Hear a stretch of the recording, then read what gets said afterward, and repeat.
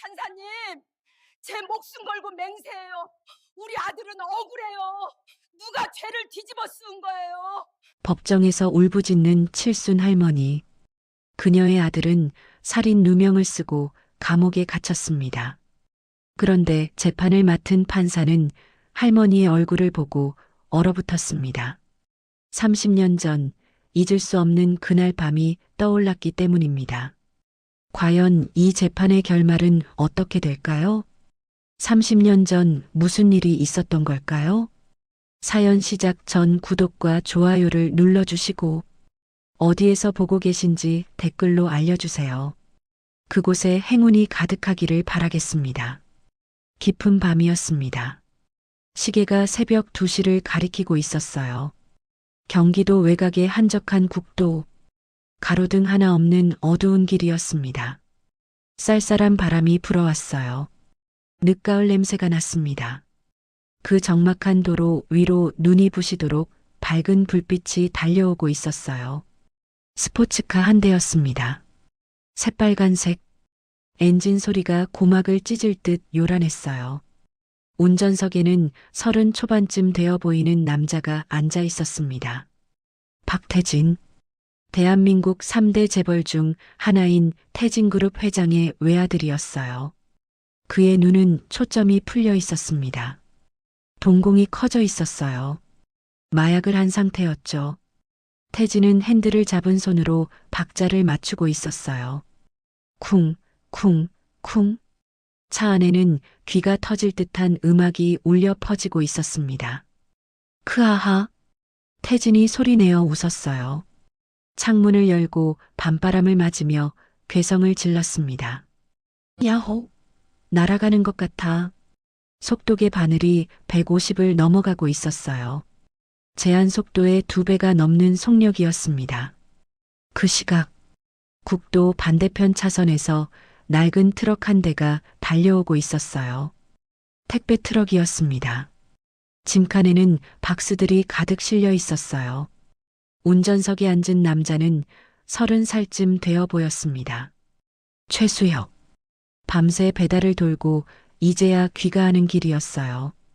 수혁은 하품을 하며 눈을 비볐어요. 피곤했지만 입꼬리가 올라가 있었습니다. 내일이 어머니 생신이었거든요. 퇴근하고 케이크를 사가기로 했었죠. 엄마, 깜짝 놀라시겠다. 수혁이 혼잣말을 했어요. 칠순 생신. 효도 한번 제대로 못 해드렸는데 이번에는 케이크에 용돈까지 준비했습니다. 수혁의 얼굴에 미소가 번졌어요. 바로 그때였습니다. 국도 한가운데서 뭔가가 움직였어요. 수혁이 눈을 가늘게 떴습니다.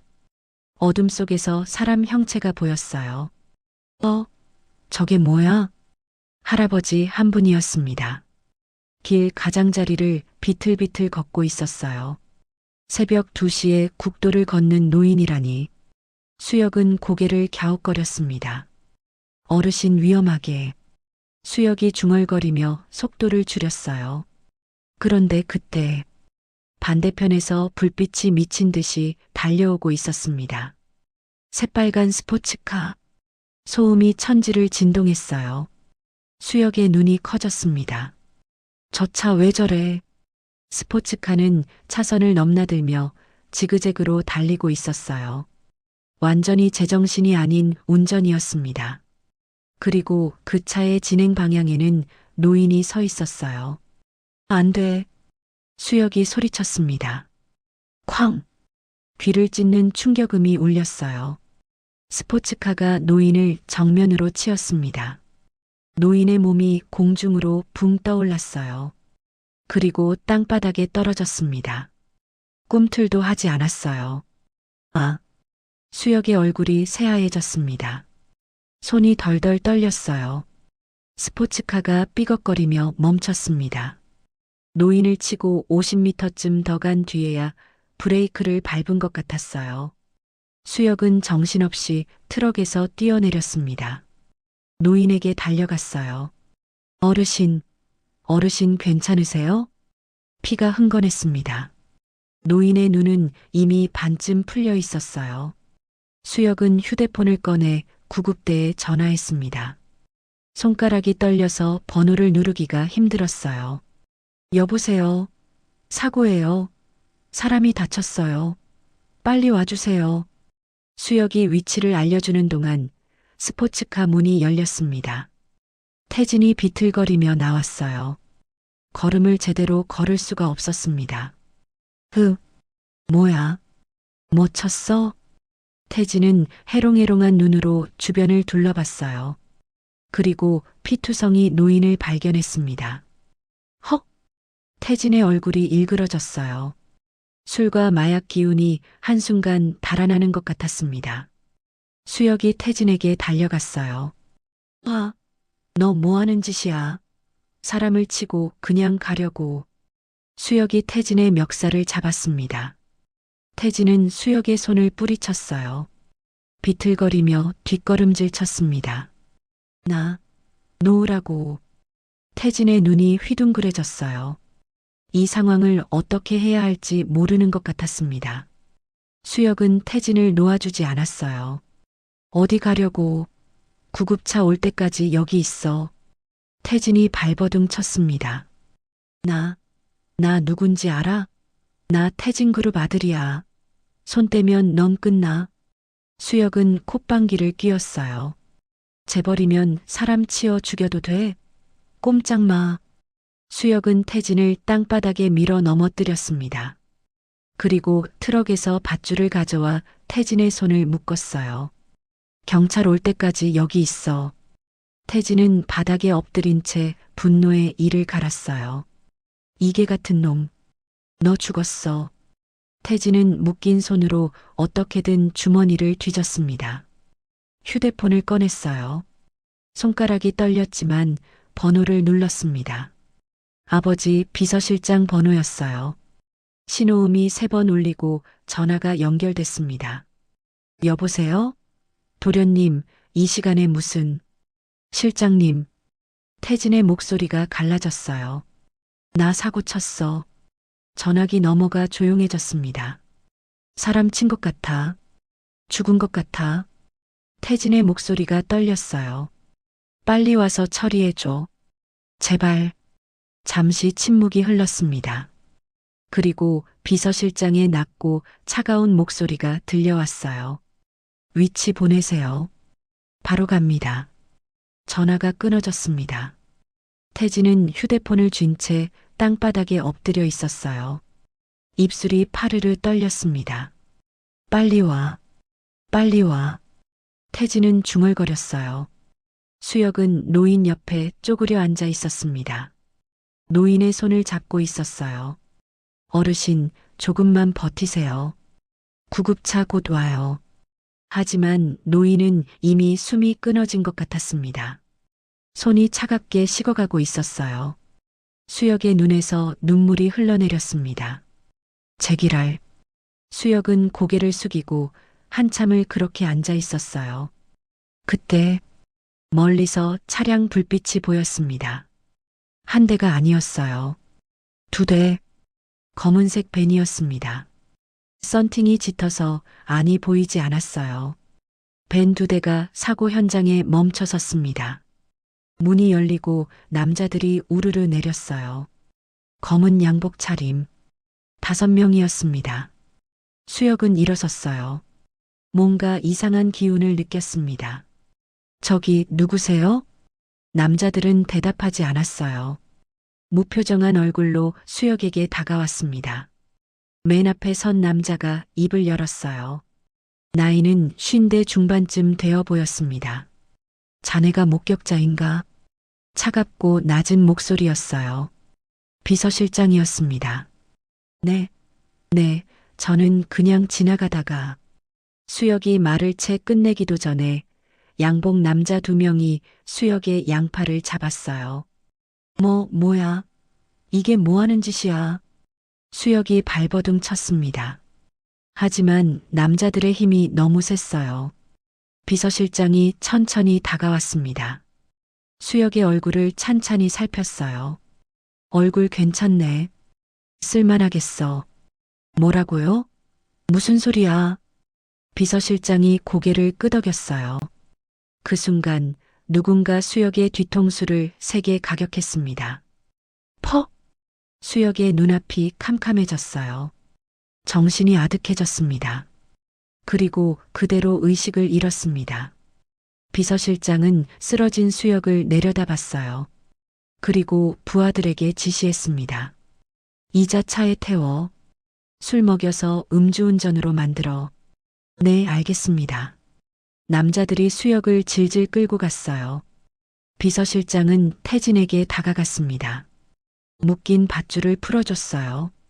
도련님, 일어나세요. 태진이 비틀거리며 일어났습니다. 실장, 나 어떡해.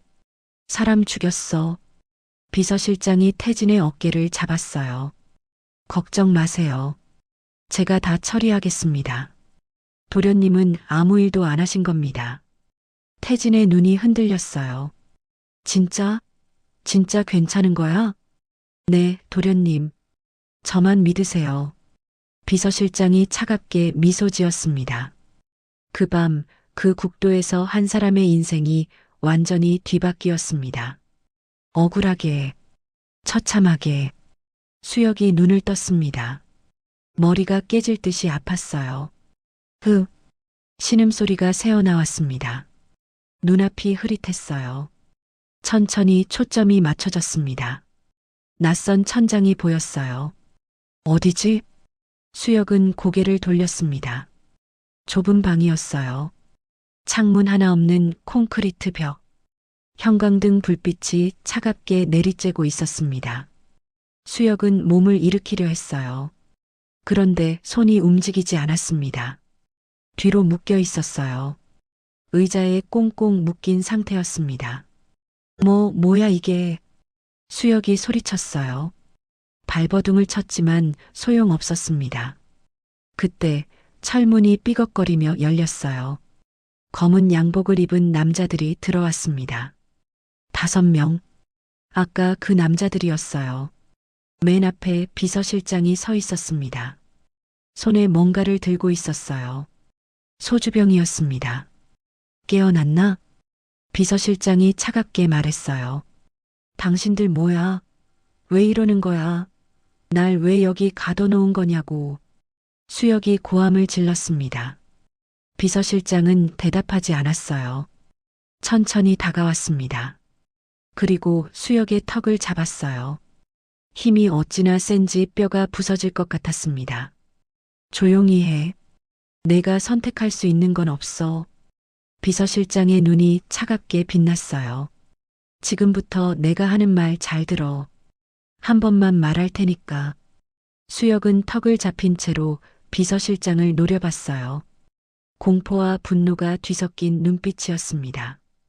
비서실장이 입을 열었어요. 오늘 밤 사고 내가 낸 거야. 뭐? 수혁의 눈이 커졌어요. 내가 술 마시고 운전하다가 노인을 쳤어. 뺑소니 치려다가 현장에서 잡혔고. 미쳤어? 내가 왜? 난 술 한 잔도 안 마셨어. 수혁이 악을 썼습니다. 비서실장이 피식 웃었어요. 그건 지금부터 만들면 돼. 비서실장이 손짓했습니다.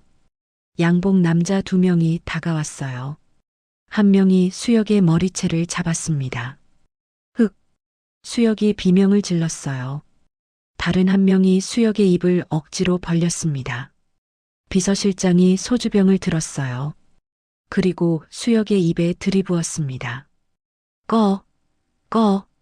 수혁이 발버둥 쳤어요. 소주가 목으로 쏟아져 들어갔습니다. 숨을 쉴 수가 없었어요. 질식할 것 같았습니다. 수혁이 신음했어요. 비서실장이 빈 병을 바닥에 내려놓았습니다. 한 병 더. 또 다른 소주병이 건네졌어요. 수혁의 입에 다시 들이부어졌습니다. 그만해.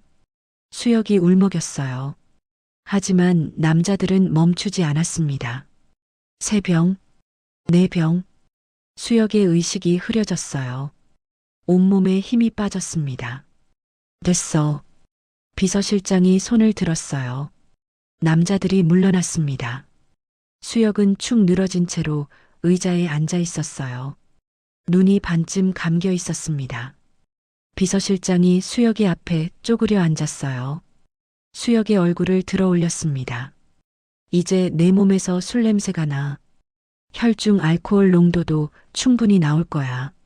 수혁은 대답할 힘도 없었어요. 그저 흐릿한 눈으로 비서실장을 바라볼 뿐이었습니다. 비서실장이 수혁의 귀에 속삭였어요. 낮고 차가운 목소리였습니다. 이제부터 잘 들어. 수혁의 눈동자가 떨렸어요. 내 어머니 시장에서 떡볶이 가게 하지? 수혁의 눈이 번쩍 떠졌습니다. 흐릿하던 정신이 순간 맑아졌어요. 우리 엄마를 어떻게 해? 그 시장 건물 우리 회장님 소유야. 알고 있었어? 수혁의 얼굴이 새하얘졌어요. 내 어머니가 그 가게에서 40년을 장사했지. 평생을 바친 가게야. 비서실장이 씩 웃었어요. 근데 그거 알아? 우리가 마음만 먹으면 내일 당장 문 닫게 할 수 있어. 뭐라고? 수혁이 더듬거렸어요. 건물 재개발 들어간다고 하면 끝이야. 포크레인으로 가게 밀어버리는 거지. 비서실장이 손가락으로 수혁의 이마를 톡톡 쳤어요.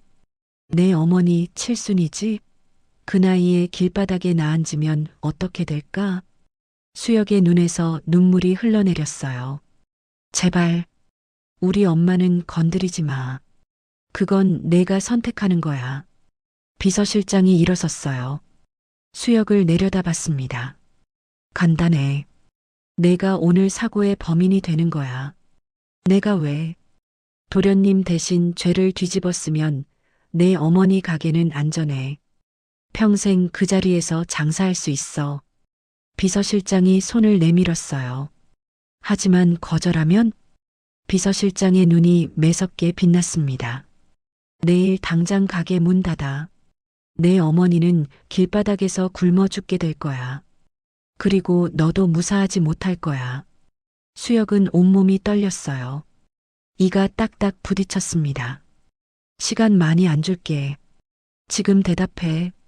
비서실장이 차갑게 말했어요. 수혁의 머릿속이 하얘졌습니다.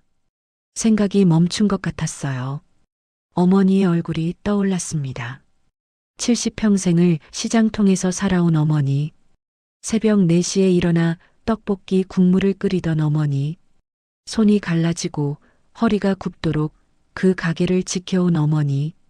그 어머니가 길바닥에 나앉는 모습을 상상하니 눈앞이 캄캄해졌어요. 엄마. 수혁의 입에서 신음이 새어나왔습니다. 비서실장이 손목시계를 봤어요. 10초 준다.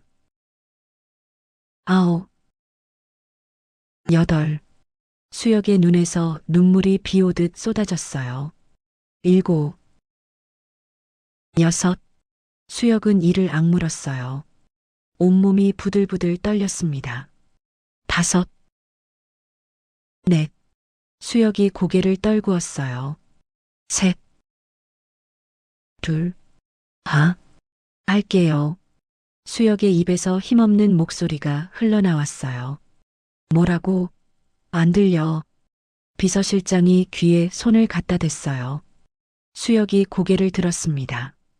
눈물과 콧물이 범벅이 된 얼굴이었어요. 하겠다고요. 내가 범인이라고 할게요. 제발 우리 엄마만 건드리지 마세요. 수혁의 목소리가 갈라졌어요.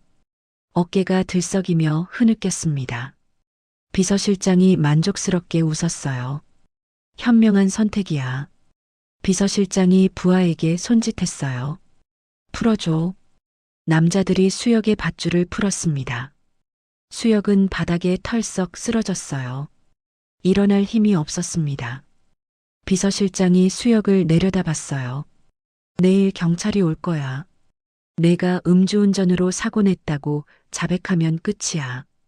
간단하지? 수혁은 대답하지 못했어요.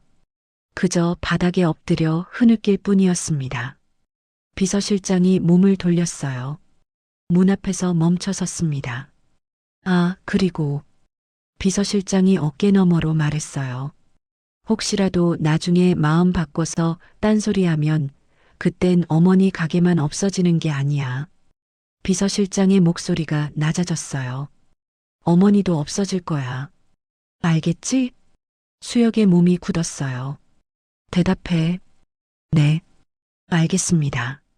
수혁의 목소리는 이미 영혼이 빠져나간 것 같았어요. 비서실장이 문을 열고 나갔습니다. 철문이 쾅 닫혔어요. 수혁은 바닥에 엎드린 채로 한참을 울었습니다. 주먹으로 콘크리트 바닥을 쳤어요. 엄마, 미안해. 수혁의 울음소리가 좁은 방 안에 울려 퍼졌습니다. 그날 새벽, 수혁은 경찰에 인계됐어요. 음주운전 뺑소니 치사. 그 혐의로 체포됐습니다. 수혁은 취조실에서 자백했어요. 제가 그랬습니다. 술 마시고 운전하다가 사람을 쳤습니다. 형사가 물었어요. 현장에서 도주하려고 했나? 수혁은 고개를 떨구었어요. 네, 무서워서 도망치려고 했습니다. 형사가 고개를 끄덕였어요. 범행을 인정하는 거지? 네. 수혁의 눈에서 눈물이 뚝뚝 떨어졌어요. 하지만 아무도 그 눈물의 진짜 이유를 알지 못했습니다. 며칠 후, 시장통 떡볶이 가게에 김옥분 할머니가 TV 뉴스를 보고 있었어요. 음주운전 뺑소니로 구속된 최수혁 씨는 범행을 모두 인정했습니다. 옥분의 손에서 국자가 떨어졌어요. 쨍그랑 소리가 났습니다. 아니야. 우리 아들이 그럴 리가 없어. 옥분은 TV 앞에 주저앉았어요. 수혁아, 우리 수혁아. 옥분의 절규가 시장통에 울려 퍼졌습니다. 그 울음소리를 아무도 들어주지 않았어요. 1년이 흘렀습니다. 계절이 4번 바뀌었어요. 서울중앙지방법원. 웅장한 건물이 하늘 높이 솟아 있었습니다. 오전 10시 304호 법정 앞에 사람들이 모여 있었어요. 기자들이 카메라를 들고 서성거렸습니다. 방청객들이 줄을 서서 입장을 기다렸어요. 오늘은 최수혁 사건의 첫 공판일이었습니다. 1년 동안 수사가 진행됐어요. 그리고 드디어 재판이 시작되는 날이었죠. 법정 문이 열렸습니다. 사람들이 우르르 들어갔어요. 방청석 맨 앞줄. 한 노인이 앉아 있었습니다. 김옥분이었어요. 흰머리가 부쩍 늘었습니다. 얼굴에 주름이 깊게 패여 있었어요. 1년 사이에 10년은 늙은 것 같았습니다. 옥분은 두 손을 꼭 모으고 앉아 있었어요. 입술이 파르르 떨렸습니다. 수혁아, 엄마 왔다. 옥분이 나지막하게 중얼거렸어요. 피고인석에 수혁이 앉아 있었습니다. 수갑을 찬 채로요. 1년 만에 보는 아들이었어요. 수혁의 얼굴은 헬쑥해져 있었습니다.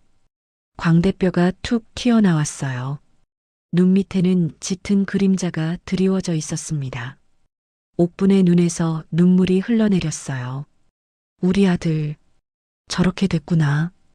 옥분은 손수건으로 눈물을 훔쳤습니다. 수혁이 방청석을 돌아봤어요. 어머니와 눈이 마주쳤습니다. 수혁의 눈시울이 붉어졌어요. 하지만 금방 고개를 숙였습니다. 어머니 눈을 똑바로 볼 수가 없었어요. 그때 법정 안이 술렁거렸습니다. 전원 기립, 정복을 입은 법원 경위가 외쳤어요. 모두가 일어섰습니다. 판사석 문이 열렸어요. 검은 법복을 입은 남자가 걸어 들어왔습니다. 강민석 부장판사였어요. 45살. 서울중앙지법에서 가장 젊은 부장판사였습니다. 그의 별명은 피도 눈물도 없는 판사였어요. 어떤 사건이든 원칙대로만 판결했습니다. 온정이나 동정 따위는 없었어요. 그래서 피고인들은 그를 두려워했고 검사들은 그를 좋아했습니다. 민석이 판사석에 앉았어요. 날카로운 눈으로 법정을 훑어봤습니다. 앉으세요. 낮고 차가운 목소리였어요. 모두가 자리에 앉았습니다. 민석이 서류를 펼쳤어요. 사건 기록을 훑어봤습니다. 음주운전 뺑소니 치사, 피고인 최수혁, 피해자 사망. 민석의 표정은 무덤덤했어요. 수도 없이 봐온 종류의 사건이었습니다. 검찰 측 기소 내용을 설명하세요. 민석이 검사를 바라봤어요. 검사가 일어섰습니다. 젊은 남자 검사였어요. 피고인 최수혁은 작년 10월 15일 새벽 2시경 경기도 외곽국도에서 음주 상태로 차량을 운전하다 보행 중이던 피해자 김모 씨를 충격해 사망에 이르게 했습니다. 검사가 서류를 넘겼어요. 피고인은 피해자를 친 후 차에서 내려 피해자가 살아있는 것을 확인했습니다. 그럼에도 불구하고 차량에 다시 탑승해 후진하여 피해자를 재차 역과했습니다. 법정이 술렁거렸어요. 수혁의 얼굴이 일그러졌습니다. 그런 적 없었어요. 하지만 입을 열 수 없었습니다. 어머니 가게가 눈앞에 아른거렸거든요. 피고인의 혈중 알코올 농도는 면허 취소 수준이었으며 사고 후 현장에서 도주하려다 인근 트럭에 의해 저지당했습니다. 검사가 판사를 바라봤어요. 이는 단순 교통사고가 아닌 명백한 살인입니다. 검찰은 피고인에게 법정 최고형인 사형을 구형합니다. 방청석이 술렁거렸어요. 사형, 사실상 평생 감옥이었습니다. 옥분의 얼굴이 새하얘졌어요. 사형이라니. 옥분의 손이 덜덜 떨렸습니다. 민석은 표정 변화 없이 검사의 말을 들었어요. 그리고 피고인석의 수혁을 바라봤습니다. 피고인, 검찰 측 기소 내용을 인정합니까? 수혁이 천천히 일어섰어요. 고개를 숙인 채였습니다. 네, 인정합니다. 수혁의 목소리는 힘이 없었어요. 마치 미리 정해진 대본을 읽는 것 같았습니다. 민석의 눈썹이 미세하게 꿈틀거렸어요. 뭔가 이상한 느낌이 들었습니다. 하지만 민석은 그 느낌을 무시했어요. 변호인 측 할 말 있습니까? 국선 변호사가 일어섰습니다. 젊은 여자 변호사였어요. 피고인은 범행을 인정하고 깊이 반성하고 있습니다. 선처를 호소드립니다. 그게 전부였어요. 변호사는 바로 자리에 앉았습니다. 민석은 한숨을 참았어요.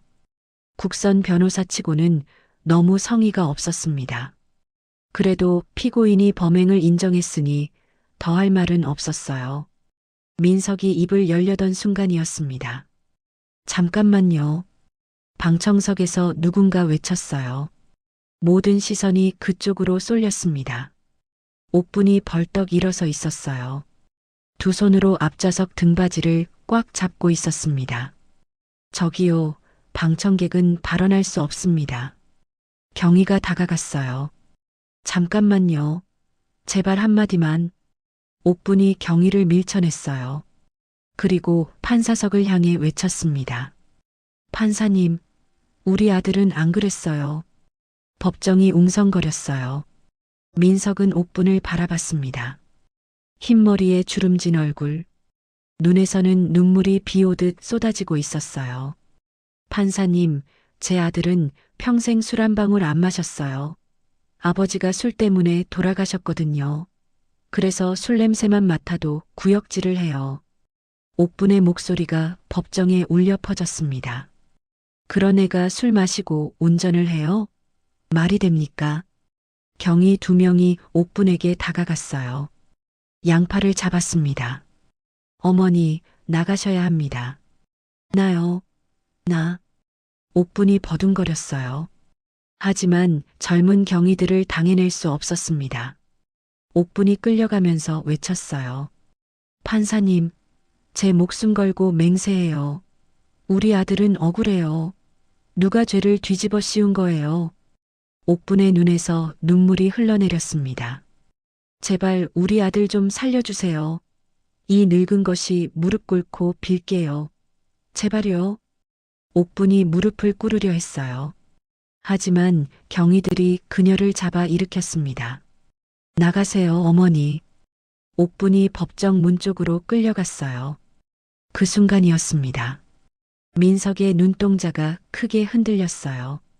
옥분의 얼굴, 울부짖는 그 얼굴, 30년 전 기억이 번개처럼 스쳤습니다. 겨울, 눈이 펑펑 내리던 밤, 한강 다리 난간을 붙잡고 있던 어린 자신, 그때 달려와서 자기 멱살을 잡고 끌어내린 사람. 그 얼굴이 지금 저 얼굴과 겹쳤어요. 야, 이놈아. 죽을 힘은 있고 밥숟가락 들 힘은 없어? 그 목소리가 귓가에 울렸습니다. 민석의 손이 떨렸어요. 법봉을 잡은 손에 땀이 났습니다. 저 사람이, 저 할머니가. 민석의 입술이 바르르 떨렸어요. 옥분이 법정 문 앞까지 끌려갔습니다. 문이 열리기 직전 옥분이 마지막으로 소리쳤어요. 판사님, 우리 아들은 착해요. 제가 30년을 키웠는데 제가 몰라요? 제발, 제발이요. 문이 닫혔어요. 옥분의 울음소리가 점점 멀어졌습니다. 법정 안이 조용해졌어요. 무거운 침묵이 흘렀습니다. 민석은 꿈쩍도 하지 않았어요. 눈앞이 하얘진 것 같았습니다. 판사님? 검사가 조심스럽게 불렀어요. 선고하시겠습니까? 민석은 대답하지 못했어요. 머릿속이 복잡하게 돌아갔습니다. 30년 전 자기 목숨을 구해준 은인, 그 은인의 아들이 지금 피고인석에 앉아 있었어요.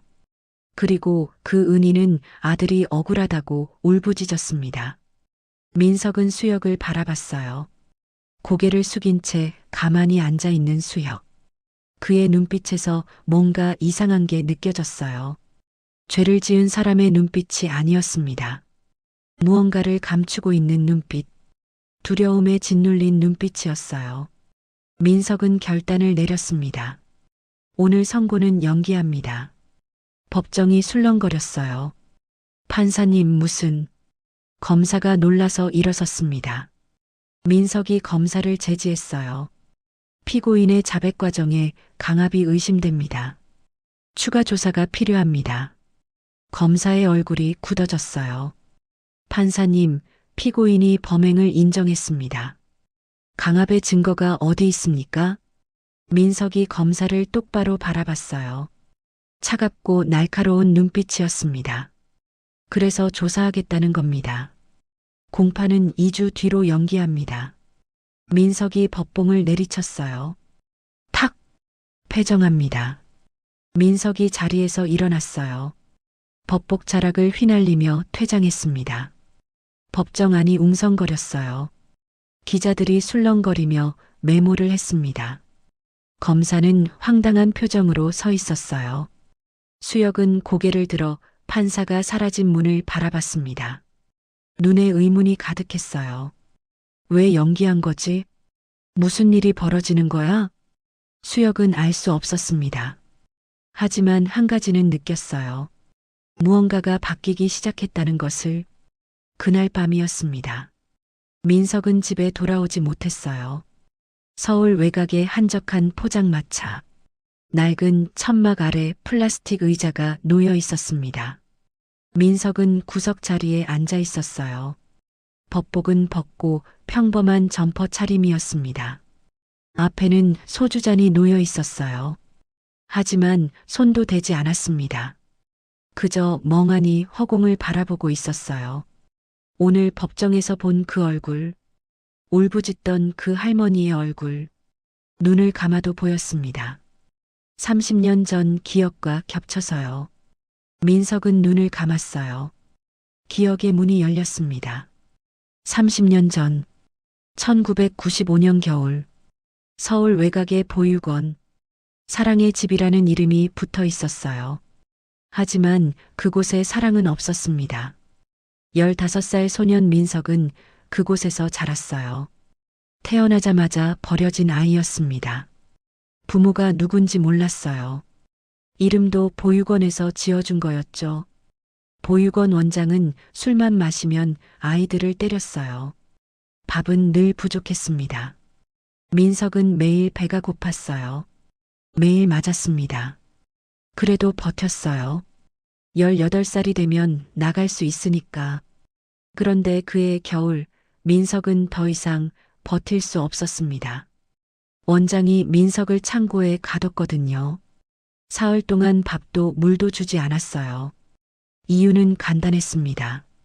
원장의 지갑에서 돈이 없어졌는데 민석을 범인으로 지목한 거예요. 민석은 훔치지 않았습니다. 하지만 아무도 믿어주지 않았어요.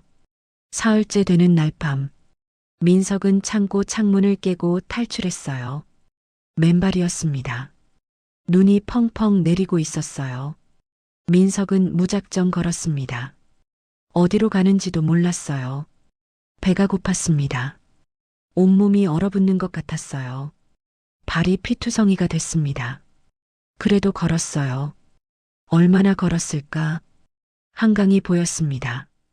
다리 위에 섰어요. 난간을 잡았습니다. 아래를 내려다봤어요. 까만 강물이 흐르고 있었습니다. 여기서 뛰어내리면 민석은 중얼거렸어요. 다 끝나겠지. 눈물이 흘러내렸습니다. 하지만 금방 얼어붙었어요. 너무 추웠거든요. 민석은 난간을 넘었습니다. 발끝이 다리 가장자리에 걸쳤어요. 손만 놓으면 됐습니다. 그러면 모든 고통이 끝나요. 민석은 눈을 감았어요. 엄마. 한 번도 본 적 없는 엄마를 불렀습니다. 왜 나를 버렸어요? 손가락에 힘이 빠졌어요. 바로 그때였습니다. 아, 이놈아. 뒤에서 누군가 고함을 질렀어요. 민석이 깜짝 놀라 뒤를 돌아봤습니다. 한 여자가 달려오고 있었어요. 40대쯤 되어 보였습니다. 앞치마를 두르고 있었어요. 손에는 비닐봉지를 들고 있었습니다. 여자가 민석에게 달려왔어요. 그리고 민석의 멱살을 잡았습니다. 이 미친놈이 뭐하는 짓이야? 여자가 악을 썼어요. 민석은 저항했습니다. 나요. 놓으라고요. 이놈이 진짜. 여자는 민석을 놓지 않았어요. 오히려 더 세게 잡아당겼습니다. 죽고 싶어? 진짜 죽고 싶어? 민석이 울부짖었어요. 네, 죽고 싶어요. 살아서 뭐해요? 아무도 저 안 오네요. 여자의 눈에서 뭔가가 번뜩였어요. 그리고 다음 순간, 철서? 여자의 손바닥이 민석의 뺨을 때렸습니다. 민석은 멍해졌어요. 뺨이 화끈거렸습니다. 정신 차려 이놈아. 여자가 고함을 질렀어요. 죽으면 끝이야. 죽으면 아무것도 못해. 복수도 못하고 성공도 못하고 그냥 아무것도 못한다고. 민석은 말이 나오지 않았어요. 그저 여자를 바라볼 뿐이었습니다. 여자가 민석을 난간에서 끌어내렸어요. 그리고 땅바닥에 앉혔습니다. 앉아 있어. 여자가 비닐봉지를 열었어요. 안에서 떡볶이 한 팩이 나왔습니다. 먹어.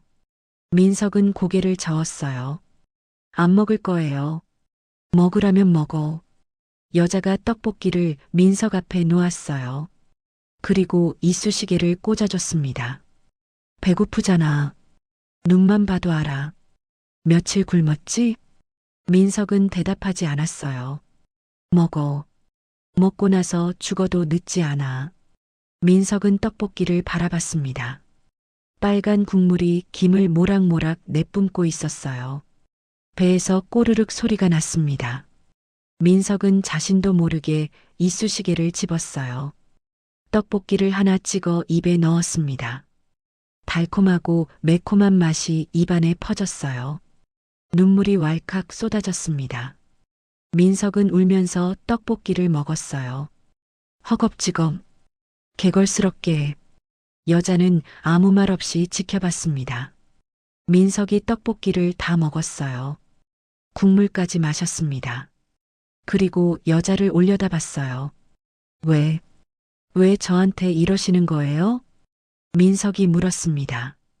목소리가 갈라졌어요. 저 모르는 사람이잖아요. 왜 저를 살려요? 여자가 피식 웃었어요.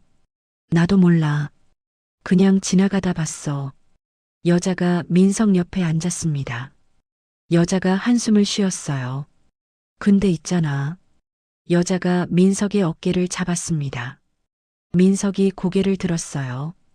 야, 이놈아. 여자의 눈이 빛났어요. 죽을 힘은 있고 밥숟가락 들 힘은 없어? 민석은 말이 없었어요.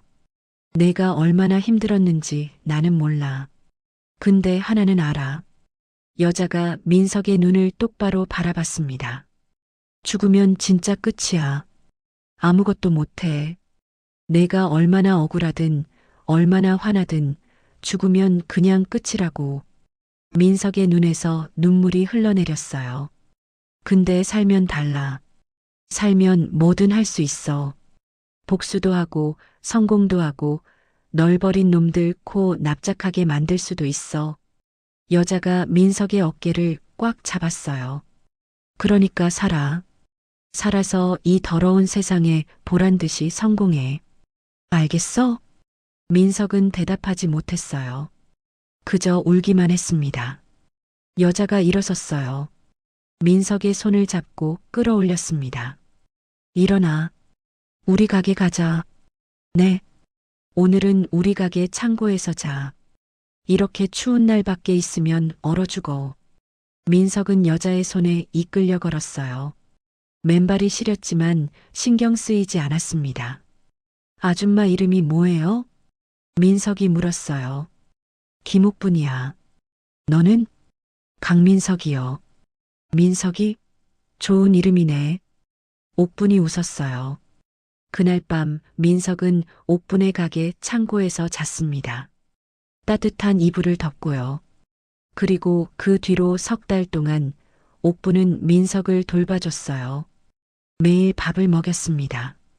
떡볶이도 주고 국밥도 주고. 야, 많이 먹어. 살 좀 쪄야지.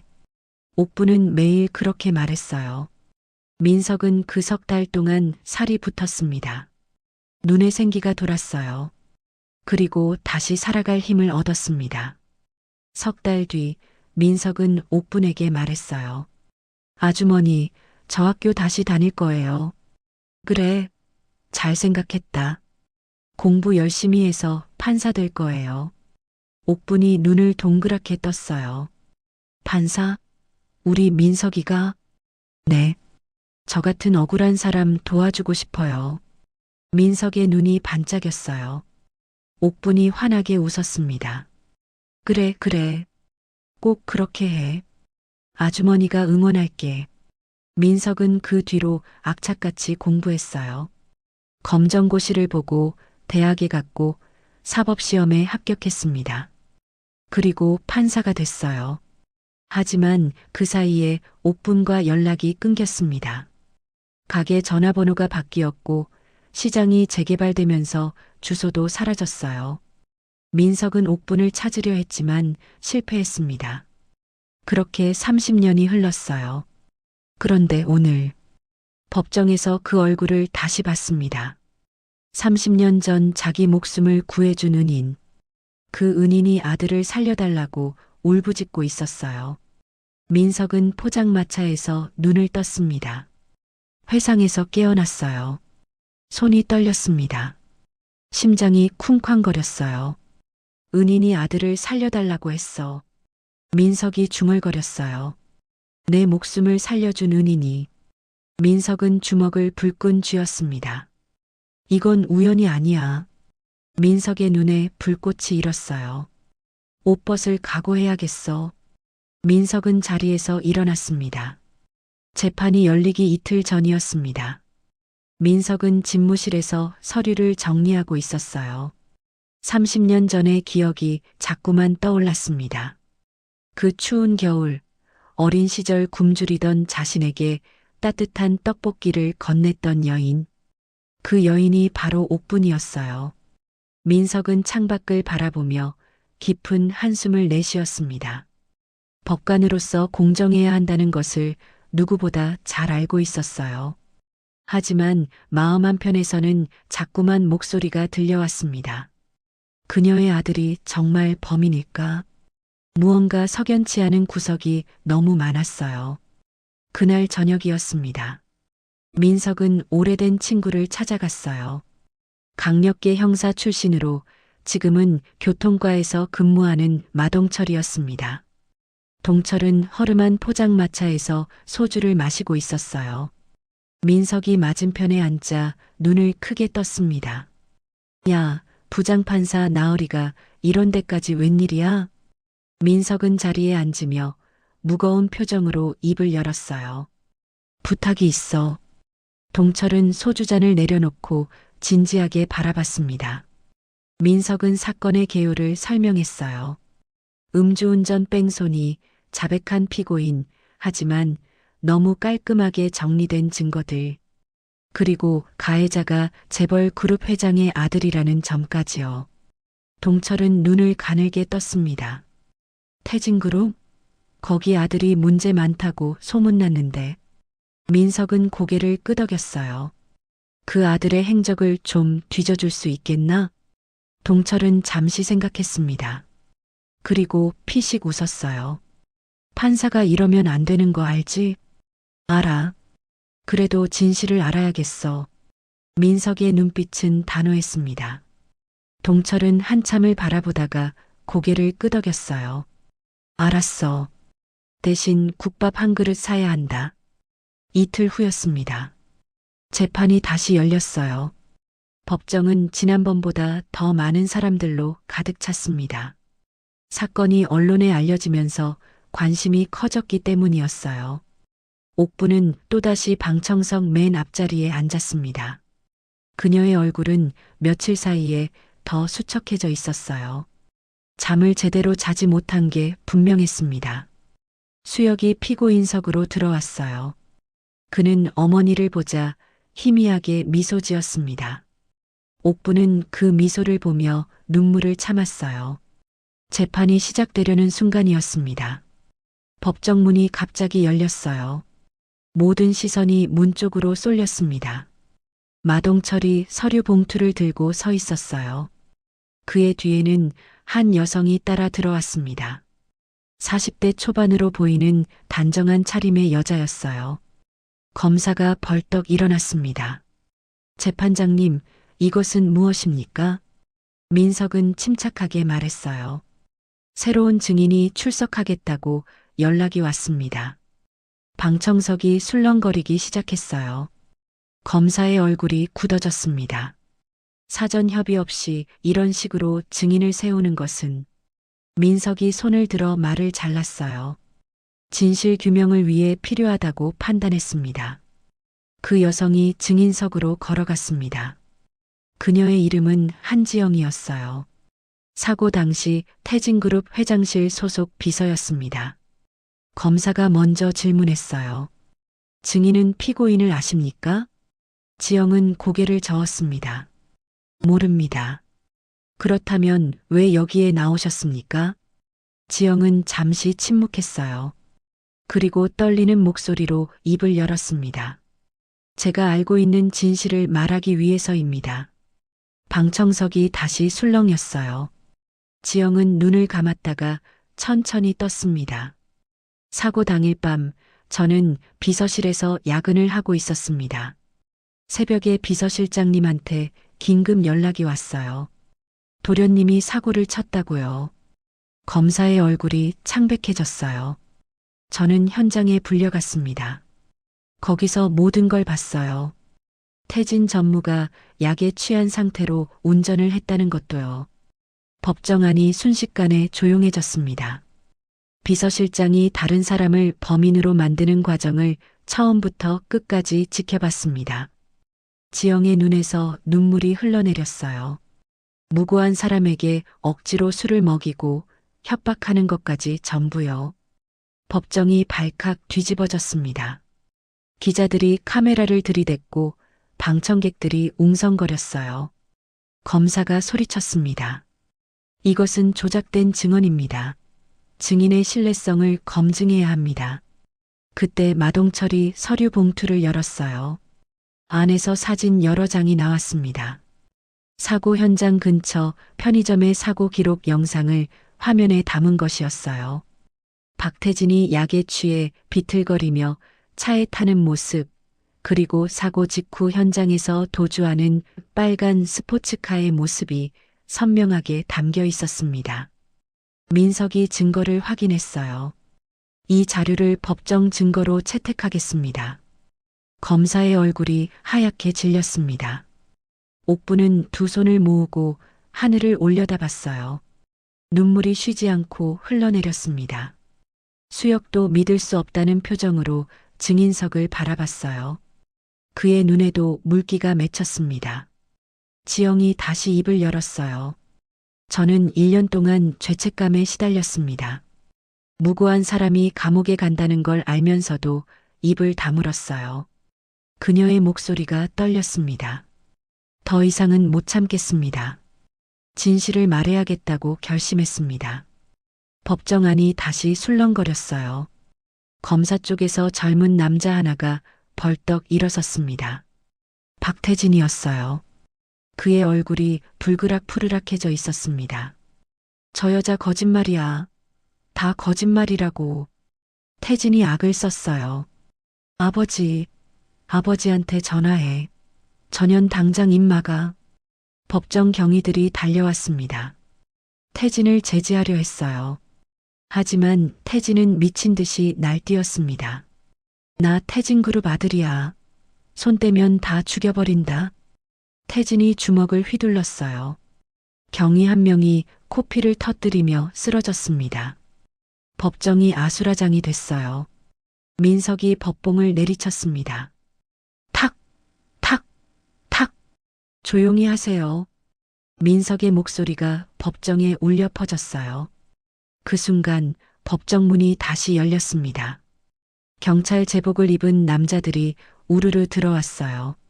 선두에 마동철이 서 있었습니다. 그의 손에는 수갑이 들려 있었어요. 박태진 전무님, 영장 나왔습니다.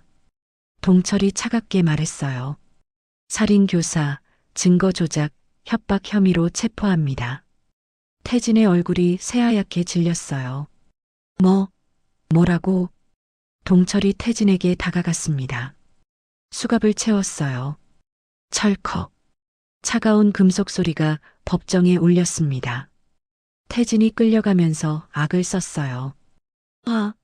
나 누군지 알아? 내 아버지가 누군데? 너희 다 죽었어. 하지만 아무도 대꾸하지 않았습니다. 경찰들은 묵묵히 태진을 데리고 나갔어요. 법정 문이 닫혔습니다. 무거운 침묵이 흘렀어요. 민석은 잠시 숨을 고르며 서류를 정리했습니다. 그리고 법봉을 들었어요. 오늘 재판은 새로운 증거와 증언으로 인해 중대한 전환점을 맞이했습니다. 민석의 목소리가 차분하게 울렸어요. 본 재판부는 피고인 최수혁에 대한 기존 기소 내용을 전면 재검토하겠습니다. 방청석에서 탄성이 터져 나왔어요. 옥분의 입에서 흐느끼는 소리가 새어나왔습니다. 민석이 수혁을 바라봤어요. 피고인은 추가 심리 때까지 석방 조치합니다. 그 말이 떨어지자마자 옥분이 자리에서 벌떡 일어났어요. 수혁아. 옥분의 비명 같은 외침이 법정에 울렸습니다. 수혁의 눈에서 눈물이 왈칵 쏟아졌어요. 1년 만에 듣는 석방이라는 단어였습니다. 법정 밖으로 나온 옥분은 아들을 껴안았어요. 수혁아. 말보다 눈물이 먼저였습니다. 수혁도 어머니를 꼭 안았어요. 어머니, 고생 많으셨어요. 그의 목소리도 울먹였습니다. 마동철이 다가와서 어깨를 툭 쳤어요. 고생했네, 청년. 수혁이 고개를 숙였습니다. 감사합니다. 정말 감사합니다. 민석은 멀리서 그 모습을 지켜봤어요. 30년 전 따뜻한 떡볶이 한 접시가 자신의 인생을 바꿨던 것처럼 오늘 그는 한 청년의 인생을 바로잡을 수 있었습니다. 민석의 눈가가 촉촉해졌어요. 그는 조용히 미소 지으며 법원 건물 안으로 돌아갔습니다. 하지만 싸움은 아직 끝나지 않았어요. 태진그룹은 온갖 방법을 동원해 반격을 준비하고 있었습니다. 그날 밤이었어요. 비서실장은 어둠 속에서 전화를 받았습니다. 전화기 너머에서 차갑고 낮은 목소리가 들려왔어요. 실장, 상황이 어떻게 된 거야? 회장님, 죄송합니다. 상황이 예상보다 복잡해졌습니다. 비서실장의 목소리가 긴장되어 있었어요. 그 판사 누구야? 왜 갑자기 튀어나온 거야? 강민석이라는 부장판사입니다. 원래 원칙대로만 판결하는 사람인데 이번엔 좀 다릅니다. 전화기 너머에서 한숨 소리가 들렸어요. 그리고 차가운 목소리가 이어졌습니다. 어떻게든 처리해. 내 아들 감옥에 보낼 순 없어. 비서실장은 고개를 숙였어요. 알겠습니다. 전화가 끊어졌습니다. 비서실장은 어둠 속에서 담배에 불을 붙였어요. 연기가 피어올랐습니다. 강민석? 비서실장이 중얼거렸어요. 내가 뭘 할 수 있는지 두고 보자. 진정한 전쟁은 이제 시작이었습니다. 민석은 옷을 벗을 각오를 했어요. 하지만 상대도 만만치 않았습니다. 30년 묵은 은혜를 갚기 위한 싸움. 그 싸움은 이제 막 본격적으로 불이 붙으려 하고 있었습니다. 태진이 체포된 다음 날이었습니다. 서울 시내는 난리가 났어요. 뉴스마다 태진그룹 아들의 구속 소식이 대서특필됐습니다. 재벌 3세 박태진, 뺑소니, 살인 및 증거 조작 혐의로 구속. 무고한 시민에게 죄를 뒤집어 씌운 충격적 진실. 인터넷에서도 난리였어요. 사람들은 분노했습니다. 재벌이면 뭐든 다 되는 줄 알았나? 저런 놈은 사형시켜야 해. 여론이 들끓었어요. 하지만 태진그룹은 가만히 있지 않았습니다. 그날 오후였어요. 태진그룹 본사 회장실. 박정호 회장이 창밖을 바라보고 있었습니다. 65살. 백발이 섞인 머리카락. 눈빛은 차갑고 날카로웠어요. 그는 대한민국 3대 재벌 중 하나를 이끄는 남자였습니다. 맨손으로 사업을 일궈 여기까지 온 입지전적인 인물이었어요. 하지만 아들만은 어쩔 수가 없었습니다. 태진은 어릴 때부터 말썽꾸러기였어요. 돈으로 모든 걸 해결할 수 있다고 믿는 아이였죠. 정호 회장은 그런 아들을 감싸왔습니다. 아무리 사고를 쳐도 돈으로 무마했어요. 이번에도 그럴 수 있을 거라고 생각했습니다. 회장님, 비서실장이 조심스럽게 다가왔어요. 변호인단이 도착했습니다. 정호 회장이 고개를 끄덕였어요. 들여보내. 문이 열리고 양복 차림의 남자 3명이 들어왔습니다. 대한민국 최고의 로펌 소속 변호사들이었어요. 한 시간에 수백만 원을 받는 사람들이었습니다. 회장님, 상황이 좋지 않습니다. 선임 변호사가 입을 열었어요. 증인의 증언과 영상 증거가 너무 결정적입니다. 정호 회장의 눈썹이 꿈틀거렸어요. 그래서 방법이 없다는 거야? 방법이 아예 없지는 않습니다. 변호사가 서류를 꺼냈어요. 증인 한지영을 압박해서 증언을 번복시키거나 영상의 진위 여부를 문제 삼을 수 있습니다. 정호 회장이 고개를 끄덕였어요. 그렇게 해. 돈은 얼마든지 쓸 테니까. 변호사들이 고개를 숙였습니다. 알겠습니다, 회장님. 그 시각 서울 외곽의 낡은 포장마차였어요. 마동철이 테이블에 앉아 소주를 마시고 있었습니다. 맞은편에는 민석이 앉아 있었어요. 둘 다 표정이 무거웠습니다. 아직 끝난 거 아니야. 동철이 말했어요. 태진그룹이 가만히 있겠어? 변호사들 총동원해서 빠져나오려고 할 거야. 민석은 고개를 끄덕였어요. 알아. 그래서 더 확실한 증거가 필요해. 더 확실한 증거. 동철이 눈을 가늘게 떴어요. 민석이 몸을 앞으로 숙였습니다. 한지영 증언만으로는 부족해. 저쪽에서 증인을 협박하거나 매수하면 끝이야. 그럼 뭐가 더 필요한데? 물증이 필요해. 민석의 눈이 반짝였어요. 사고 당시 태진이 몰던 스포츠카. 그 차에 뭔가 남아있을 거야. 동철이 고개를 저었어요. 그 차는 이미 폐차됐을 거야. 재벌들이 증거인멸을 안 했겠어? 그래도 뒤져봐야지. 뭔가 남아있을 수도 있어. 민석이 진지하게 말했어요. 동철은 잠시 생각했습니다. 그리고 소주잔을 비우며 말했어요. 알았어. 내가 한번 파볼게. 다음 날 아침이었습니다. 동철은 사건 현장으로 향했어요. 경기도 외곽의 한적한 국도. 1년 전 사고가 난 바로 그 장소였습니다. 동철은 천천히 주변을 살폈어요. 도로 옆에는 논밭이 펼쳐져 있었습니다. 가로등도 없고 인적도 드문 곳이었어요. 이런 데서 사고가 났으니 목격자가 없었겠지. 동철이 중얼거렸어요. 그때였습니다. 저만치 논둑에서 무언가가 움직였어요. 리어카를 끌고 가는 노인이 보였습니다. 등이 굽어 있었어요. 리어카에는 폐지가 가득 실려 있었습니다. 동철이 다가갔어요. 어르신 실례합니다. 노인이 멈춰 섰어요. 주름진 얼굴이었습니다. 누구신가요? 저 경찰입니다. 몇 가지 여쭤볼 게 있어서요. 동철이 경찰 신분증을 보여줬어요. 할머니가 고개를 끄덕였습니다.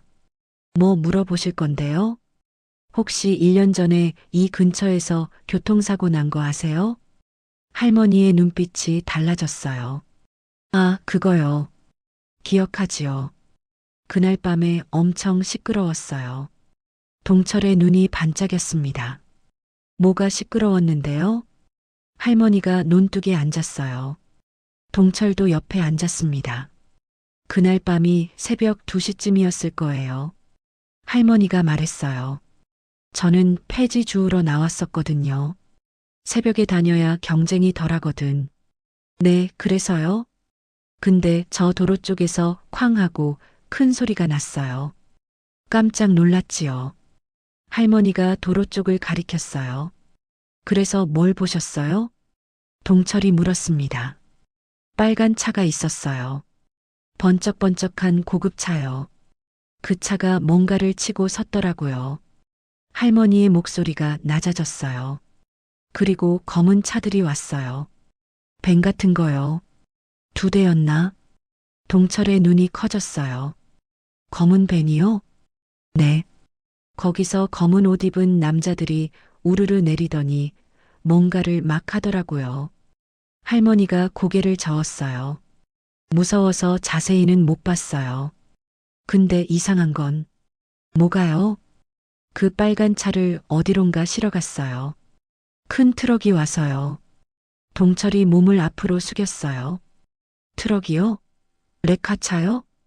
레카차가 뭔지는 모르겠는데 차를 싣고 가는 거요. 할머니가 손짓을 했어요. 그 트럭이 저쪽으로 갔어요. 할머니가 도로 끝을 가리켰습니다. 저쪽이면 어디로 가는 길이에요?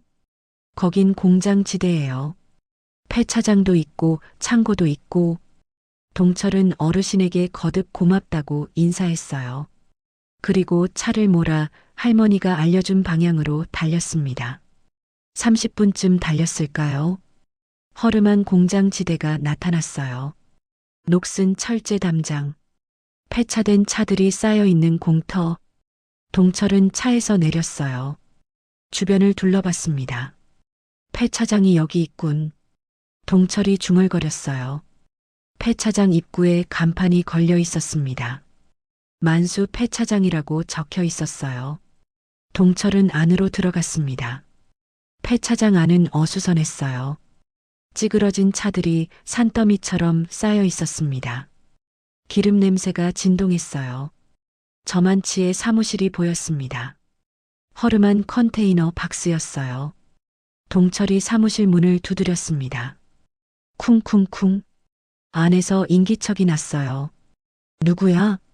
퉁명스러운 목소리가 들렸습니다. 문이 열렸어요. 50대쯤 되어 보이는 남자가 나왔습니다. 배가 불룩 나오고 얼굴에 기름때가 묻어 있었어요. 폐차장 사장이었습니다. 뭐야? 손님이야? 사장이 동철을 위아래로 훑어봤어요. 동철이 경찰 신분증을 꺼내 보여줬습니다. 경찰입니다. 몇 가지 물어볼 게 있어서 왔습니다. 사장의 눈빛이 미묘하게 흔들렸어요. 하지만 금방 표정을 바꿨습니다. 경찰? 무슨 일인데요? 1년 전에 빨간 스포츠카 하나 들어온 적 없어요? 새벽에요. 사장의 눈이 휘둥그레졌어요. 그리고 고개를 저었습니다. 그런 차 없는데요. 기억 안 나요. 동철은 사장의 얼굴을 유심히 살폈어요. 눈동자가 흔들리고 있었습니다. 거짓말이었어요. 동철이 한 발짝 다가섰습니다. 아저씨, 솔직하게 말하는 게 좋을 거예요. 뭐라고요? 사장이 뒷걸음질 쳤어요. 그 차 어디로 갔어요? 눌렀어요? 동철이 압박했어요. 모른다니까요. 사장이 고함을 질렀습니다. 하지만 목소리가 떨리고 있었어요. 동철은 사무실 안을 둘러봤습니다. 구석에 낡은 금고가 있었어요.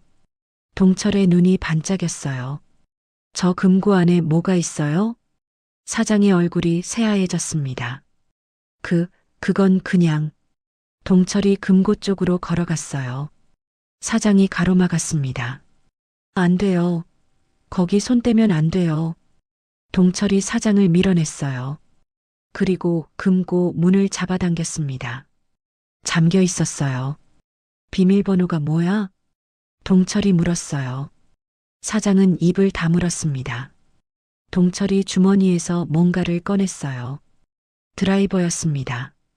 열어. 안 열면 내가 연다.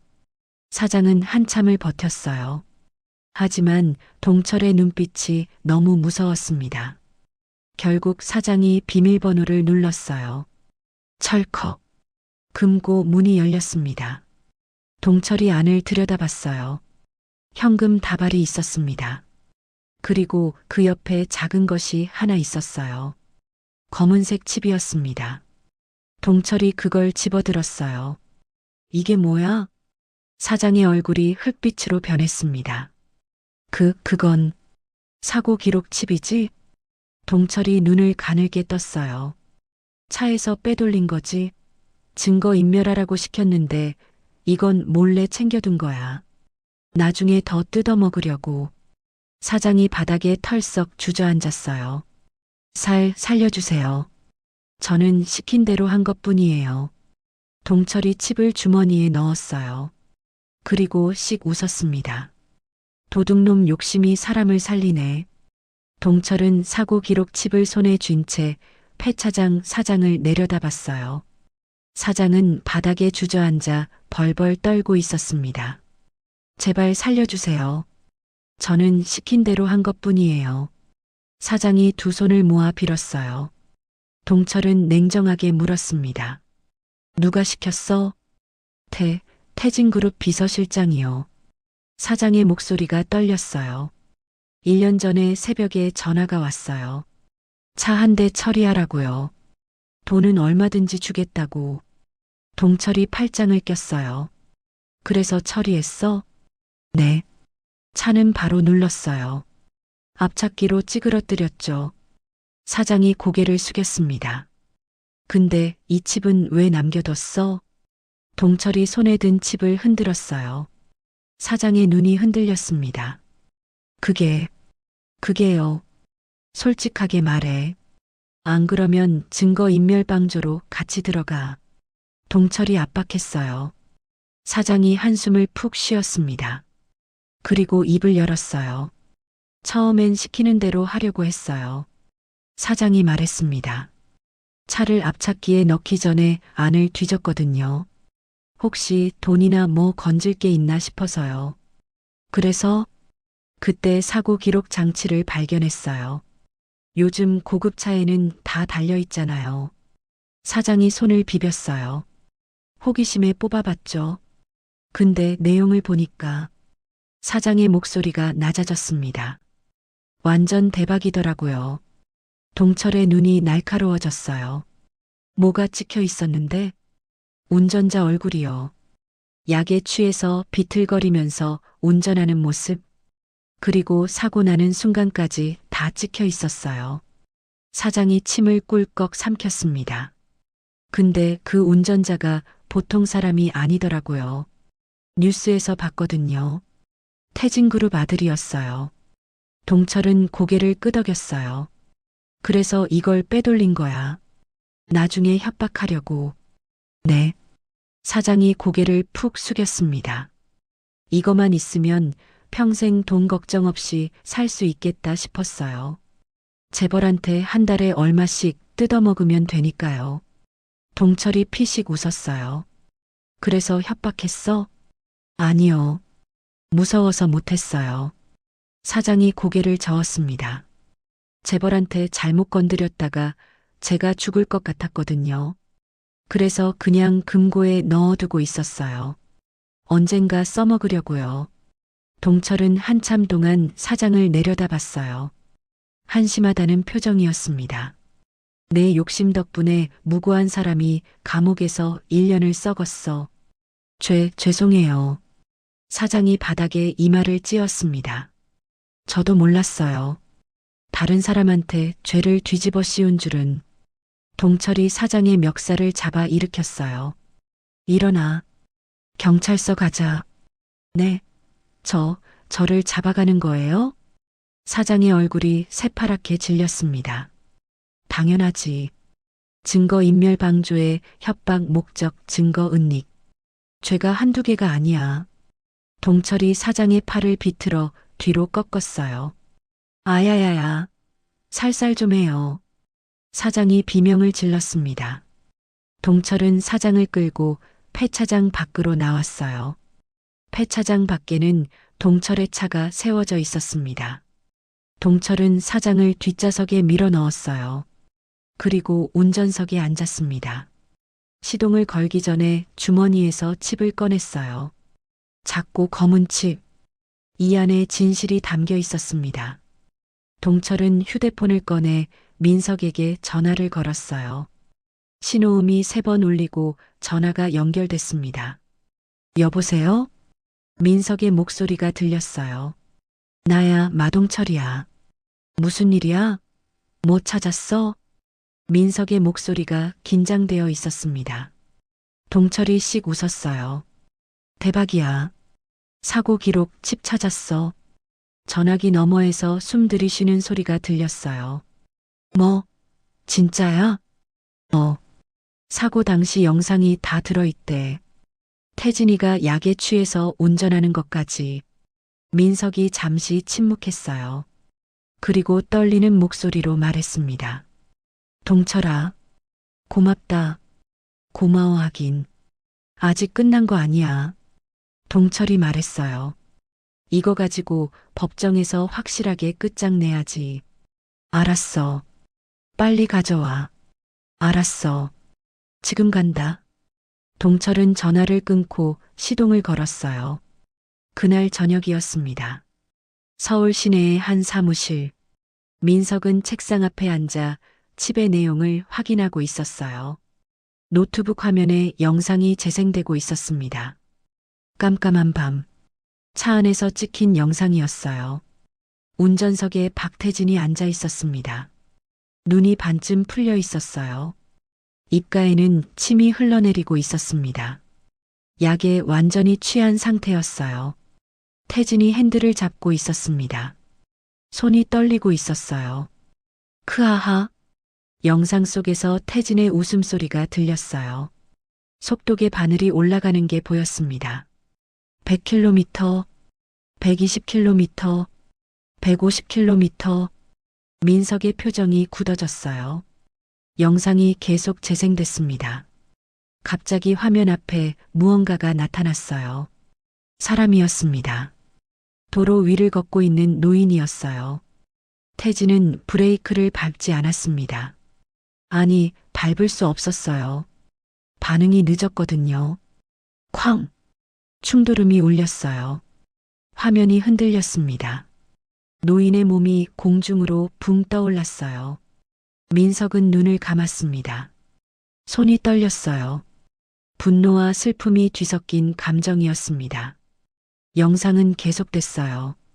사고 후 태진이 차에서 비틀거리며 내리는 모습, 그리고 어디선가 검은 밴들이 도착하는 모습, 양복 입은 남자들이 우르르 내렸어요.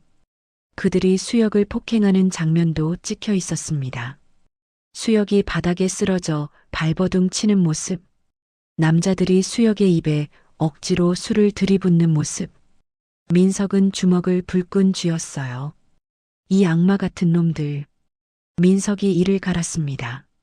영상이 끝났어요. 민석은 한참 동안 화면을 바라봤습니다. 동철이 옆에서 말했어요. 이 정도면 충분하지? 민석이 고개를 끄덕였습니다. 충분해. 이거면 태진이는 물론이고 비서실장까지 다 잡아넣을 수 있어. 그럼 이제 어떻게 할 거야? 동철이 물었어요. 민석이 자리에서 일어났습니다. 내일 당장 법정에서 공개한다. 민석의 눈에 불꽃이 일었어요. 이 영상을 전 국민이 보게 할 거야. 재벌이라고 죄를 피할 수 있다고 생각하면 큰 오산이야. 동철이 어깨를 으쓱했어요. 확 끝장내자. 나도 오래 묵은 체증이 내려갈 것 같다. 민석이 동철의 어깨를 잡았어요. 동철아, 진짜 고마워. 내가 아니었으면 못 찾았어. 동철이 피식 웃었습니다. 뭘 친구 좋다는 게 뭐야? 대신 이거 끝나면 소주 한 잔 사야 한다. 10잔이라도 살게. 민석도 웃었어요. 그날 밤이었습니다. 태진그룹 회장실. 박정호 회장은 창밖을 바라보고 있었어요. 서울 야경이 반짝이고 있었습니다. 하지만 그의 눈에는 아무것도 들어오지 않았어요. 아들이 구속됐습니다. 변호사들은 상황이 어렵다고만 했어요. 여론은 등을 돌렸습니다. 정호 회장은 난생 처음으로 막막함을 느꼈어요. 돈으로 안 되는 일이 있다는 걸 깨달은 거죠. 그때 전화벨이 울렸어요. 비서실장이었습니다. 회장님, 문제가 생겼습니다. 비서실장의 목소리가 떨리고 있었어요. 무슨 문제야? 폐 차장 사장이 경찰에 잡혔습니다. 정호 회장의 눈이 커졌어요. 뭐? 사고 기록 칩을 빼돌려서 숨겨뒀던 것 같습니다. 그걸 경찰이 확보했습니다. 정호 회장의 얼굴이 새하얘졌어요. 사고 기록 칩이라고? 거기 뭐가 찍혀 있는데? 비서실장이 잠시 침묵했어요. 그리고 낮은 목소리로 말했습니다. 사고 당시 영상이 전부 들어 있습니다. 도련님이 운전하는 것부터 저희가 현장을 정리하는 것까지. 정호 회장의 손에서 전화기가 떨어졌어요. 바닥에 부딪혀 둔탁한 소리가 났습니다. 끝났어. 정호 회장이 중얼거렸어요. 이제 끝이야. 정호 회장은 의자에 털썩 주저앉았습니다. 평생 쌓아온 모든 것이 무너지는 소리가 들리는 것 같았어요. 그 시각, 서울 구치소, 독방에 갇힌 박태진은 천장을 바라보고 있었어요. 차가운 콘크리트 벽, 쇠창살 너머로 보이는 형광등. 태진은 난생 처음으로 공포를 느꼈습니다. 아버지가 해결해 주겠지. 태진이 중얼거렸어요. 하지만 마음 한구석에서는 알고 있었습니다. 이번에는 다르다는 걸, 돈으로 해결할 수 없다는 걸. 태진의 눈에서 눈물이 흘러내렸어요. 엄마. 태진은 어릴 적 돌아가신 어머니를 불렀습니다. 하지만 아무도 대답하지 않았어요. 차가운 독방에는 태진의 흐느낌만 울려 퍼졌습니다. 민석은 창밖의 달을 바라봤어요. 내일이면 모든 게 끝납니다. 1년 동안 억울하게 갇혀있던 수혁이 무죄로 풀려날 거예요. 30년 전 자신을 살려준 은인의 아들. 그 아들을 구할 수 있게 됐습니다. 민석은 눈을 감았어요. 30년 전 그날 밤이 떠올랐습니다. 한강 다리 난간을 붙잡고 있던 자신. 그때 달려와서 자기 멱살을 잡고 끌어내린 옥분. 뜨거운 떡볶이를 먹이며 호통치던 그 목소리. 야, 이놈아.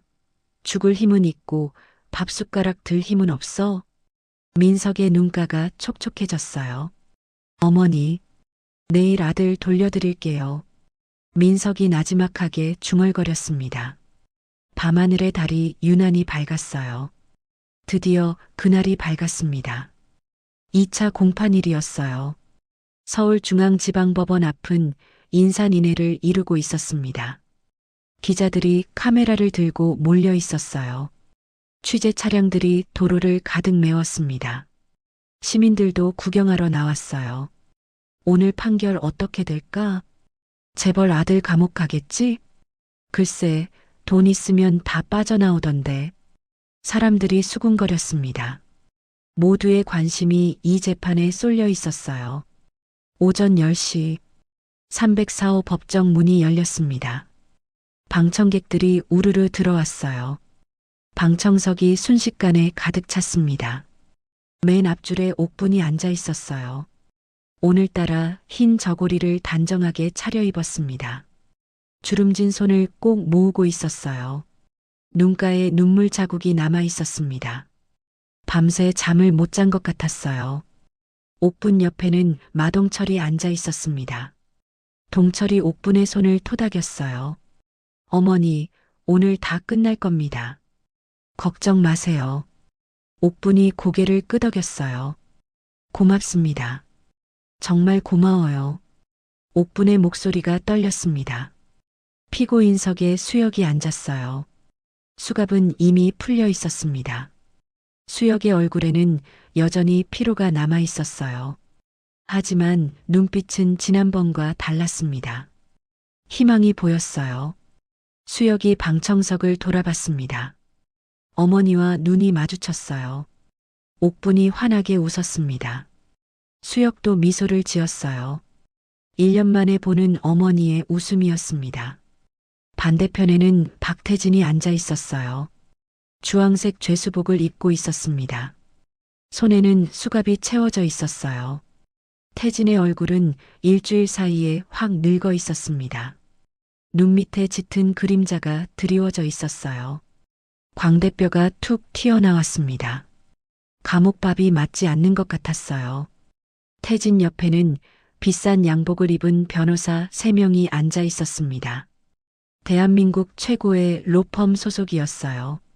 하지만 그들의 표정도 어두웠습니다. 상황이 좋지 않다는 걸 알고 있었거든요.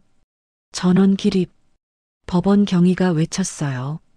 모두가 일어섰습니다. 판사석 문이 열렸어요. 강민석 부장판사가 검은 법복을 휘날리며 들어왔습니다. 그의 표정은 평소보다 더 단호해 보였어요. 눈빛이 날카롭게 빛나고 있었습니다. 민석이 판사석에 앉았어요. 앉으세요. 모두가 자리에 앉았습니다. 법정 안이 고요해졌어요. 긴장감이 팽팽하게 흘렀습니다. 민석이 서류를 펼쳤어요. 그리고 입을 열었습니다. 오늘 재판을 시작하기 전에 본 재판부는 새로운 증거를 채택하겠습니다. 검사가 벌떡 일어났어요. 재판장님, 사전 협의 없이 새로운 증거를 채택하는 것은 절차에 어긋납니다. 민석이 검사를 바라봤어요. 차갑고 날카로운 눈빛이었습니다. 진실 규명을 위해 필요하다고 판단했습니다. 이해 있으십니까? 검사가 입을 다물었어요. 더 이상 반박할 수 없었습니다. 민석이 손짓했어요. 법정 한쪽에서 대형 화면이 내려왔습니다. 방청객들이 웅성거렸어요. 저게 뭐지? 화면에 뭘 보여주려나? 사람들이 수군거렸습니다. 민석이 말했어요. 지금부터 사고 당시의 영상 기록을 재생하겠습니다. 태진의 얼굴이 새하얘졌어요. 뭐, 영상이라고? 태진이 벌떡 일어났습니다. 그런 거 없어. 다 없앴다고. 변호사가 태진을 붙잡았어요. 도련님, 진정하세요. 하지만 태진은 진정할 수 없었습니다. 눈이 휘둥그레져서 화면을 바라봤어요. 화면에 영상이 재생되기 시작했습니다. 깜깜한 밤, 차 안에서 찍힌 영상이었어요. 운전석에 박태진이 앉아 있었습니다. 눈이 반쯤 풀려 있었어요. 입가에 침이 흘러내리고 있었습니다. 약에 완전히 취한 상태였어요.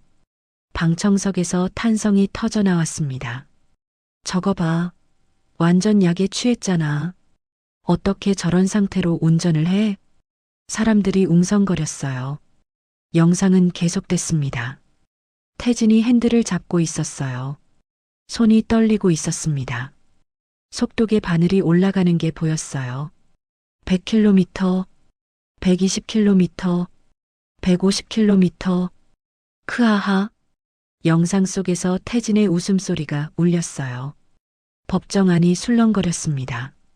갑자기 화면 앞에 무언가가 나타났어요. 사람이었습니다. 도로 위를 걷고 있는 노인이었어요. 방청석에서 비명이 터졌습니다. 어머, 저기 사람이. 피해. 하지만 영상 속의 태진은 브레이크를 밟지 않았어요. 반응이 늦었습니다. 쾅! 충돌음이 울렸어요. 화면이 심하게 흔들렸습니다. 노인의 몸이 공중으로 붕 떠오르는 게 보였어요. 방청석 곳곳에서 흐느끼는 소리가 들렸습니다. 옥부는 두 손으로 얼굴을 가렸어요. 어깨가 들썩였습니다. 영상은 계속됐어요. 사고 후 장면이었습니다. 태진이 차에서 비틀거리며 내렸어요. 뭐야? 뭐 쳤어? 태진의 목소리가 들렸습니다. 그리고 어디선가 검은 밴 2대가 도착했어요. 양복 입은 남자들이 우르르 내렸습니다. 그들이 수혁에게 다가가는 게 보였어요. 아, 이게 뭐야? 나. 수혁의 외침이 들렸습니다. 남자들이 수혁을 둘러쌌어요. 주먹이 날아들었습니다. 발길질이 쏟아졌어요. 수혁이 바닥에 쓰러졌습니다. 으악! 수혁의 비명이 법정에 울려 퍼졌어요. 방청석이 술렁거렸습니다. 저게 뭐야? 사람을 저렇게 때려? 완전 폭력배들이잖아. 사람들이 분노했어요. 영상은 더 끔찍해졌습니다. 남자들이 수혁의 입을 억지로 벌렸어요. 소주병을 들이부었습니다. 꺼! 수혁이 발버둥 치는 소리가 들렸어요. 1병, 2병, 3병. 수혁의 몸이 축 늘어졌습니다. 그리고 비서실장의 목소리가 들렸어요. 이제 내 몸에서 술 냄새가 나. 혈중 알코올 농도도 충분히 나올 거야. 차갑고 낮은 목소리였습니다. 이제부터 잘 들어. 내가 오늘 사고의 범인이 되는 거야. 방청석이 아수라장이 됐어요. 저게 뭐야? 완전 조작이잖아. 저 나쁜 놈들. 사람들이 고함을 질렀습니다. 기자들이 미친 듯이 카메라를 눌렀어요. 영상이 끝났습니다. 법정 안이 잠시 조용해졌어요. 하지만 곧 웅성거리는 소리가 다시 터져 나왔습니다. 민석이 법봉을 내리쳤어요. 탁! 탁! 탁! 조용히 하세요. 민석의 목소리가 법정에 울렸습니다. 사람들이 겨우 조용해졌어요. 민석이 태진을 바라봤습니다. 태진은 의자에 축 늘어져 있었어요. 얼굴이 흙빛이었습니다. 눈에 초점이 없었어요. 완전히 넋이 나간 상태였습니다. 민석이 입을 열었어요. 피고인 박태진. 태진이 고개를 들었습니다. 방금 재생된 영상에 대해 할 말이 있습니까? 태진은 대답하지 못했어요. 입술만 파르르 떨렸습니다. 변호사가 일어났어요. 재판장님, 이 영상의 진위 여부를 확인해야 합니다. 조작됐을 가능성이 있습니다. 민석이 변호사를 바라봤어요. 이 영상은 사고 차량의 기록 장치에서 추출한 것입니다. 국립과학수사연구원에서 이미 진위 확인을 마쳤습니다. 민석이 서류를 들어보였어요. 감정 결과 영상의 조작의 흔적은 없습니다. 변호사의 얼굴이 굳어졌어요. 더 이상 반박할 수 없었습니다. 민석이 다시 태진을 바라봤어요. 피고인 박태진, 마지막으로 묻겠습니다. 이 사건의 진범이 본인임을 인정합니까? 태진은 한참 동안 아무 말도 하지 못했어요. 온몸이 떨리고 있었습니다. 그리고 갑자기 폭발했어요. 아, 그래. 내가 했어. 내가 그 노인 쳤어. 태진이 악을 썼습니다. 근데 그게 어쨌다고. 나 태진그룹 아들이야. 내 아버지가 누군지 알아? 태진이 자리에서 벌떡 일어났어요. 내 아버지한테 전화해. 당장 전화하라고. 돈 얼마든지 줄 테니까 빼줘. 경위들이 달려왔습니다. 태진을 제지하려 했어요. 하지만 태진은 미친 듯이 날뛰었습니다. 나, 놓으라고. 나한테 손 떼면 다 죽여버린다. 태진이 수갑찬 손을 휘둘렀어요. 경위 한 명이 맞고 비틀거렸습니다. 민석이 법봉을 세게 내리쳤어요. 탁! 피고인을 제압하세요. 경위 4명이 달려들었습니다. 태진을 바닥에 제압했어요. 태진이 바닥에 얼굴을 눌린 채로 악을 썼습니다. 아버지, 아버지, 살려줘. 제발 살려줘. 하지만 아무도 대답하지 않았어요. 방청석에서 박정호 회장의 모습은 보이지 않았습니다. 아들을 버린 거였어요. 태진의 눈에서 눈물이 흘러내렸습니다. 아버지, 아버지. 태진의 절규가 법정에 울렸어요. 하지만 아무도 동정하지 않았습니다. 민석이 자리에서 일어났어요. 법정 안을 둘러봤습니다. 그리고 엄숙한 목소리로 말했습니다. 피고인 박태진. 태진이 바닥에 눌린 채로 고개를 들었어요. 본 재판부는 피고인에게 다음과 같이 판결합니다. 민석의 목소리가 법정에 울렸어요. 음주운전 치사, 증거 조작, 무고, 협박 혐의로 징역 20년을 선고합니다. 방청석에서 탄성이 터져나왔어요. 20년, 20년이래. 잘됐다. 쌤통이야. 사람들이 박수를 쳤습니다. 태진은 바닥에 엎드린 채로 울부짖었어요. 싫어. 싫다고. 나 감옥 안 가. 안 간다고. 하지만 경위들이 태진을 질질 끌고 나갔습니다. 법정 문이 닫혔어요. 태진의 절규가 점점 멀어졌습니다. 민석이 수역을 바라봤어요. 수역은 피고인석에 앉아 멍하니 있었습니다. 믿을 수 없다는 표정이었어요. 민석이 부드럽게 말했습니다. 피고인 최수역. 수역이 고개를 들었어요. 본 재판부는 피고인에게 무죄를 선고합니다. 수역의 눈에서 눈물이 왈칵 쏟아졌어요. 1년간의 억울한 옥살이에 대해 국가를 대신해 사과드립니다. 민석이 고개를 숙였어요. 법정 안이 조용해졌습니다. 그리고 박수 소리가 터져나왔어요. 처음에는 한두 명이었습니다. 그게 점점 커졌어요. 곧 법정 전체가 박수로 가득 찼습니다. 옥분이 자리에서 벌떡 일어났어요. 피고인석으로 달려갔습니다. 경위들이 막으려 했지만 민석이 손을 들어 제지했어요. 옥분이 아들을 껴안았습니다. 수여가, 수여가. 옥분의 절규가 법정에 울렸어요. 내 아들, 내 새끼. 옥분은 아들을 껴안고 바닥에 주저앉았습니다. 수역도 어머니를 꼭 안았어요. 어머니, 어머니. 수역의 목소리가 울먹였습니다. 미안해요. 걱정 끼쳐서 미안해요. 옥분이 아들의 얼굴을 두 손으로 감쌌어요. 미안하긴. 내가 뭐가 미안해. 살아있어서 고마워. 살아있어서. 옥분은 아들의 이마에 입을 맞췄습니다. 눈물이 비 오듯 흘러내렸어요. 방청석에서도 곳곳에서 훌쩍이는 소리가 들렸습니다. 민석은 판사석에서 그 모습을 지켜봤어요. 그의 눈가도 촉촉해져 있었습니다. 30년 전 자신의 목숨을 구해준 은인, 그 은인의 아들을 구할 수 있었습니다. 민석은 조용히 미소 지었어요. 가슴속에서 무언가가 따뜻하게 퍼져나갔습니다. 30년 동안 갚지 못했던 은혜, 오늘 조금이나마 갚을 수 있었습니다. 민석은 법봉을 들었어요. 오늘 재판을 마치겠습니다. 탁! 법봉 소리가 법정에 울렸어요. 민석은 자리에서 일어나 퇴장했습니다. 법복 자락이 바람에 휘날렸어요. 재판이 끝난 뒤였습니다. 법정 밖은 난리가 났어요.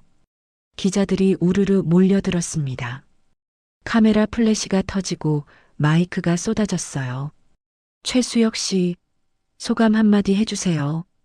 1년 동안 얼마나 힘드셨어요? 재벌가를 상대로 이기신 심정이 어떠세요? 기자들이 사방에서 외쳤습니다. 수혁은 어머니의 손을 꼭 잡고 있었어요. 말이 나오지 않았습니다. 그저 눈물만 흘렸어요. 옥분이 기자들 앞에 섰습니다. 주름진 얼굴에 눈물 자국이 남아 있었어요. 하지만 눈빛은 단단했습니다. 우리 아들은 죄가 없었어요. 옥분의 목소리가 떨렸습니다. 1년 동안 억울하게 갇혀 있었어요. 옥분이 숨을 고르며 말을 이었어요. 근데 하늘은 알았어요. 진실을 알았어요. 옥분의 눈에서 눈물이 흘러내렸습니다. 판사님한테 감사해요. 형사님한테도 감사해요. 진실을 밝혀주셔서 정말 감사합니다. 옥분이 카메라를 향해 고개를 숙였어요. 기자들이 미친 듯이 카메라를 눌렀습니다. 그 시각 법원 건물 뒤편이었어요. 민석은 조용히 건물을 빠져나왔습니다. 법복을 벗고 평범한 양복 차림이었어요. 아무도 그를 알아보지 못했습니다. 민석은 천천히 걸었어요. 가을바람이 불어왔습니다. 나뭇잎이 하나 떨어져 어깨 위에 내려앉았어요. 민석은 하늘을 올려다봤습니다. 맑고 푸른 하늘이었어요. 구름 한 점 없었습니다. 끝났어. 민석이 나지막하게 중얼거렸어요. 가슴속에 무거웠던 돌덩이가 내려가는 기분이었습니다. 30년 동안 갚지 못했던 은혜. 오늘 드디어 갚았어요. 그때였습니다. 판사님, 뒤에서 누군가 불렀어요. 민석이 뒤를 돌아봤습니다. 마동철이 달려오고 있었어요. 헐떡거리며 숨을 몰아쉬었습니다. 야, 왜 혼자 빠져나와? 동철이 민석의 어깨를 툭 쳤어요. 기자들한테 인터뷰 좀 하지 그랬어. 오늘 내가 주인공인데. 민석이 고개를 저었어요. 주인공은 나 아니야. 수혁이랑 그 어머니지. 에이, 겸손하긴. 동철이 피식 웃었습니다. 내가 안 나섰으면 어떻게 됐겠어. 수혁이 평생 감옥에서 썩었을 거야. 민석은 대답하지 않았어요. 그저 멀리 보이는 하늘을 바라볼 뿐이었습니다. 근데 있잖아. 동철이 말했어요. 태진그룹 쪽에서 가만히 안 있을 거야. 보복이 올 수도 있어. 민석이 고개를 끄덕였어요. 알아. 괜찮아? 걱정 안 돼? 동철이 진지하게 물었습니다. 민석이 동철을 바라봤어요. 그리고 담담하게 말했습니다. 내가 판사 된 이유가 뭔지 알아? 뭔데? 억울한 사람을 구하려고야. 민석의 눈빛이 단단했어요. 그러다가 옷 벗으면 벗는 거지. 후회 없어. 동철이 한참 민석을 바라봤습니다. 그리고 피식 웃었어요. 야, 너 진짜 멋있다. 내가 봐온 판사 중에 제일 멋있어. 민석도 웃었어요. 술이나 사줘. 오늘 약속했잖아. 알았어. 오늘은 내가 쏜다. 두 사람은 나란히 걸었습니다. 저녁이 됐어요. 서울 시내의 한 식당이었습니다. 허름하지만 정감 있는 곳이었어요. 테이블 위에 삼겹살이 지글지글 익어가고 있었습니다. 민석과 동철이 마주 앉아 있었어요. 소주잔을 부딪혔습니다. 짤랑, 수고했어. 동철이 말했어요. 너야말로. 민석이 대답했습니다. 두 사람은 소주를 원샷으로 비웠어요. 좋다. 동철이 빈 잔을 내려놓으며 말했습니다. 오랜만에 시원하게 마시네. 속이 뻥 뚫리는 기분이야. 민석도 고개를 끄덕였어요. 나도 그래. 1년 동안 목에 걸린 게 내려가는 것 같아. 두 사람은 삼겹살을 뒤집으며 이야기를 나눴습니다. 근데 있잖아. 동철이 말했어요. 그 폐차장 사장 말야. 응, 왜? 그놈이 욕심 안 부렸으면 증거 못 찾았을 거야. 동철이 고기를 집으며 말했습니다. 진짜 아이러니하지 않아? 나쁜 놈 욕심이 결국 사람을 살린 거잖아. 민석이 피식 웃었어요. 그러게. 세상 일은 모르는 거야. 민석이 소주를 따르며 말했습니다. 나쁜 놈들도 결국 제 발에 걸려 넘어지게 돼 있어. 맞아. 동철이 고개를 끄덕였어요. 하늘은 알고 있다더니 진짜 맞는 말이야. 두 사람은 다시 잔을 부딪혔습니다. 그 시각 서울 구치소였어요. 박태진은 독방에 앉아 있었습니다. 차가운 콘크리트 벽, 작은 창문으로 들어오는 희미한 달빛. 태진의 눈은 텅 비어 있었어요. 초점이 없었습니다. 20년. 앞으로 20년을 여기서 살아야 해요. 태진은 29살이었습니다. 출소하면 50살 가까이 될 거예요. 인생이 끝난 거나 마찬가지였습니다. 아버지. 태진이 중얼거렸어요. 아버지는 왜 안 와? 태진은 아버지가 구해줄 거라고 믿었어요. 돈이면 안 되는 게 없으니까요. 하지만 아버지는 오지 않았습니다. 면회도 오지 않았어요. 전화도 없었습니다. 태진은 버려진 거였어요. 아버지한테, 가족한테, 세상 모든 사람한테. 태진의 눈에서 눈물이 흘러내렸습니다. 엄마. 태진은 어릴 적 돌아가신 어머니를 불렀어요. 엄마, 나 무서워. 하지만 아무도 대답하지 않았습니다. 차가운 독방에는 태진의 흐느낌만 울려 퍼졌어요. 같은 시각, 태진그룹 본사 회장실이었어요. 박정우 회장은 혼자 앉아 있었습니다. 불이 꺼진 어둠 속이었어요. 창밖으로 서울 야경이 반짝였습니다. 하지만 정우 회장의 눈에는 아무것도 들어오지 않았어요. 아들이 20년 형을 받았습니다. 회사 주가는 폭락했어요. 이사회에서는 책임론이 나왔습니다. 회장직에서 물러나라는 압박이 들어왔어요. 평생 쌓아온 모든 것이 무너지고 있었습니다. 정우 회장은 책상 위의 사진을 바라봤어요. 아내와 태진이 함께 찍은 사진이었습니다. 태진이 5살 때 찍은 거였어요. 아내가 아직 살아있을 때였죠. 여보.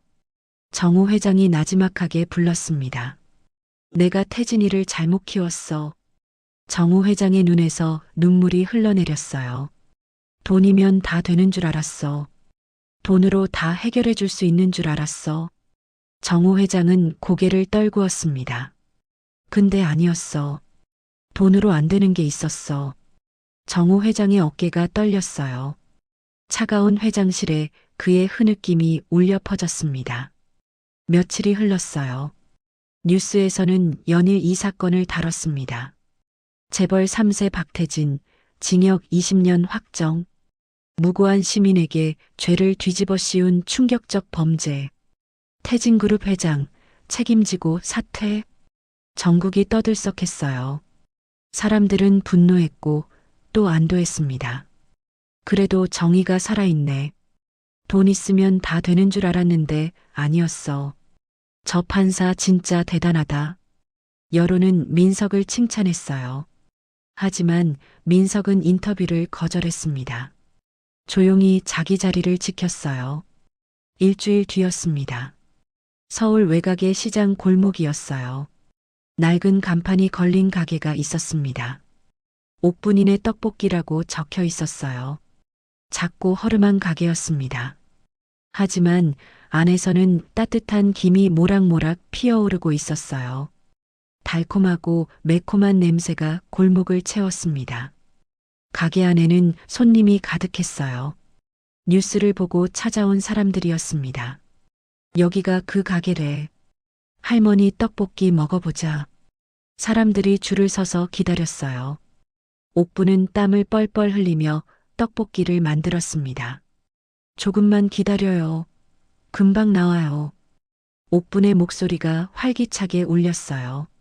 수혁은 어머니 옆에서 일을 도왔습니다. 손님들에게 음식을 날랐어요. 여기 떡볶이 나왔습니다. 순대도 나왔어요. 수혁의 얼굴에 웃음이 가득했어요. 1년 만에 되찾은 일상이었습니다. 그날 저녁이었어요. 영업이 끝난 뒤였습니다. 가게 안에는 옥분과 수혁만 남아 있었어요. 수혁이 바닥을 쓸고 있었습니다. 옥분은 테이블을 닦고 있었어요. 수혁아, 옥분이 불렀습니다. 네, 엄마. 오늘 손님 많았다. 옥분이 웃었어요. 네, 정신없었어요. 수혁도 웃었습니다. 옥분이 걸레를 내려놓았어요. 그리고 아들을 바라봤습니다. 수혁아. 네. 엄마가 미안해. 옥분의 눈에 눈물이 맺혔어요. 엄마 때문에 내가 고생했어. 엄마 가게 지키려고 1년이나 감옥에서. 수혁이 다가왔습니다. 어머니의 어깨를 잡았어요. 엄마, 그런 말 하지 마요. 수혁의 목소리가 부드러웠습니다. 내가 엄마 지키려고 그런 거예요. 후회 안 해요. 옥분의 눈에서 눈물이 흘러내렸어요. 그래도 엄마. 수혁이 어머니를 껴안았습니다. 이제 다 끝났어요. 우리 앞으로 잘 살면 돼요. 옥분은 아들의 등을 토닥였어요. 그래, 그래. 두 모자는 한참 동안 그렇게 서 있었습니다. 그때 가게 문이 열렸어요. 딸랑. 작은 종소리가 울렸습니다. 옥분과 수혁이 문 쪽을 바라봤어요. 한 남자가 서 있었습니다. 40대 중반쯤 되어 보였어요. 단정한 양복 차림이었습니다. 강민석이었어요. 옥분의 눈이 커졌습니다. 판사님? 민석이 조용히 미소 지었어요. 안녕하세요, 어머니. 옥분은 얼른 다가갔습니다. 아이고, 어쩐 일이세요? 여기까지 오시다니. 민석이 가게 안을 둘러봤어요. 낡은 테이블, 김이 모락모락 나는 떡볶이 냄비. 30년 전 그날 밤과 똑같은 풍경이었습니다. 민석의 눈가가 촉촉해졌어요. 어머니, 드릴 말씀이 있어서 왔습니다. 옥분이 고개를 갸웃거렸어요. 무슨 말씀인데요? 민석은 잠시 숨을 고르며 입을 열었습니다. 민석은 옥분을 바라봤어요. 주름진 얼굴, 흰머리가 부쩍 늘었습니다. 30년 전과는 많이 달라졌어요. 하지만 눈빛만은 그때 그대로였습니다. 따뜻하고 단단한 눈빛. 민석의 가슴이 뭉클해졌어요. 어머니. 민석이 나지막하게 불렀습니다. 저 기억하시겠어요? 옥분이 고개를 갸웃거렸어요. 네. 기억이라뇨? 민석은 잠시 숨을 고르며 말을 이었습니다. 30년 전이에요. 민석의 목소리가 떨렸어요. 겨울이었어요. 눈이 펑펑 내리던 밤이었죠. 옥분의 눈빛이 달라졌어요. 뭔가 떠오르는 게 있는 것 같았습니다. 민석이 말을 이었어요. 15살짜리 아이가 있었어요. 민석의 눈에 눈물이 맺혔습니다. 그 아이는 고아원을 탈출했어요. 배가 고프고 춥고 세상에 혼자인 것 같았죠. 옥분의 입이 살짝 벌어졌어요. 그 아이는 한강 다리 난간에 서 있었어요. 뛰어내리면 다 끝난다고 생각했죠. 민석의 목소리가 갈라졌습니다. 그때 누군가 달려와서 그 아이의 멱살을 잡았어요. 옥분의 눈이 커졌어요. 손이 입을 막았습니다. 그 사람이 이렇게 말했어요. 민석이 눈물을 흘리며 말했습니다. 야, 이놈아. 죽을 힘은 있고 밥숟가락 들 힘은 없어? 옥분의 눈에서 눈물이 왈칵 쏟아졌어요. 그 아이가 저예요, 어머니. 민석이 옥분 앞에 무릎을 꿇었습니다. 어머니가 그날 저를 살려주셨어요. 옥분은 두 손으로 얼굴을 감쌌어요. 온몸이 떨렸습니다. 아이고, 아이고. 옥분의 입에서 신음 같은 소리가 새어나왔어요. 그 아이가, 내가 그 아이였어? 옥분이 민석의 얼굴을 두 손으로 감쌌습니다. 주름진 손이 떨리고 있었어요. 맞아, 맞아. 옥분이 울먹였어요. 그날 밤, 다리 위에서 한 아이를 끌어내렸지. 떡볶이 먹이고, 쪽방에서 재웠지. 옥분의 눈에서 눈물이 비 오듯 쏟아졌습니다. 근데 내가 그 아이였어? 민석이 고개를 끄덕였어요. 네, 어머니. 저예요. 민석도 울고 있었습니다. 어머니가 3개월 동안 밥 먹여주셨어요. 살려주셨어요. 민석이 옥분의 손을 꼭 잡았어요. 어머니 덕분에 제가 살았어요. 공부해서 판사가 됐어요. 수혁은 옆에서 그 모습을 바라보고 있었어요. 눈물이 흘러내렸습니다. 어머니와 판사님, 30년 전에 인연이 있었던 거예요. 그리고 그 인연이 자신을 살린 거였습니다. 수혁의 가슴이 뜨거워졌어요. 세상에 이런 일이 있을 줄은 몰랐습니다. 옥분이 민석을 끌어안았어요. 아이고, 내 새끼, 내 새끼. 옥분은 민석을 자기 아들처럼 안았습니다. 등을 토닥이며 울었어요. 살아있었구나. 잘 컸구나. 민석도 옥분을 꼭 안았어요. 어머니, 감사합니다. 정말 감사합니다. 작은 가게 안에 울음소리가 가득 찼습니다. 한참이 지났어요. 세 사람은 테이블에 마주 앉았습니다. 옥분이 떡볶이를 가져왔어요. 빨간 국물이 보글보글 끓고 있었습니다. 달콤하고 매콤한 냄새가 퍼졌어요. 민석은 떡볶이를 바라봤습니다. 30년 전 그날 밤, 얼어붙은 몸을 녹여줬던 바로 그 떡볶이였어요. 민석의 눈에 눈물이 맺혔습니다. 어머니, 이 맛이에요. 민석이 떡볶이를 한 입 먹었어요. 30년 전 그날 밤과 똑같아요. 옥분이 웃었어요. 눈가에 눈물이 고여 있었습니다. 그래, 많이 먹어. 많이 먹고 힘내. 옥분이 민석의 그릇에 떡볶이를 더 담아줬어요. 내가 살아서 이렇게 찾아와 줬잖아. 그것만으로도 나는 행복해. 민석이 고개를 숙였어요. 어머니, 저한테 은혜를 갚을 기회를 주셔서 감사해요. 무슨 은혜야? 옥분이 손을 저었습니다. 넌 판사가 돼서 세상에 좋은 일 많이 했잖아. 그게 은혜 갚은 거야. 민석이 고개를 저었어요. 아니에요, 어머니. 민석이 옥분을 바라봤습니다. 수혁 씨를 구한 건 당연한 거예요. 어머니가 저를 구해주셨으니까요. 수혁이 입을 열었어요. 판사님. 민석이 수혁을 바라봤습니다. 감사합니다. 정말 감사합니다. 수혁이 고개를 숙였어요. 판사님 아니었으면 저는 평생 감옥에 있었을 거예요. 민석이 미소 지었어요. 고마워할 것 없어요.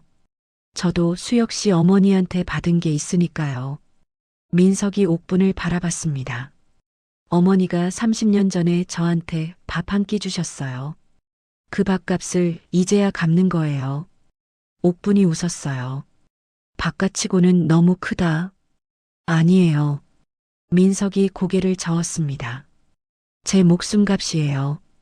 어머니가 제 목숨을 살려주셨으니까요. 세 사람은 서로를 바라보며 웃었어요. 따뜻한 웃음이었습니다. 그때 가게 문이 열렸어요. 딸랑 종소리가 울렸습니다. 마동철이 들어왔어요. 손에 소주 2병을 들고 있었습니다. 야, 나 빼고 파티야? 동철이 씩 웃었어요. 나도 끼워줘. 옥분이 환하게 웃었습니다. 아이고, 형사님, 어서 와요. 동철이 테이블에 앉았어요. 소주를 따르며 말했습니다.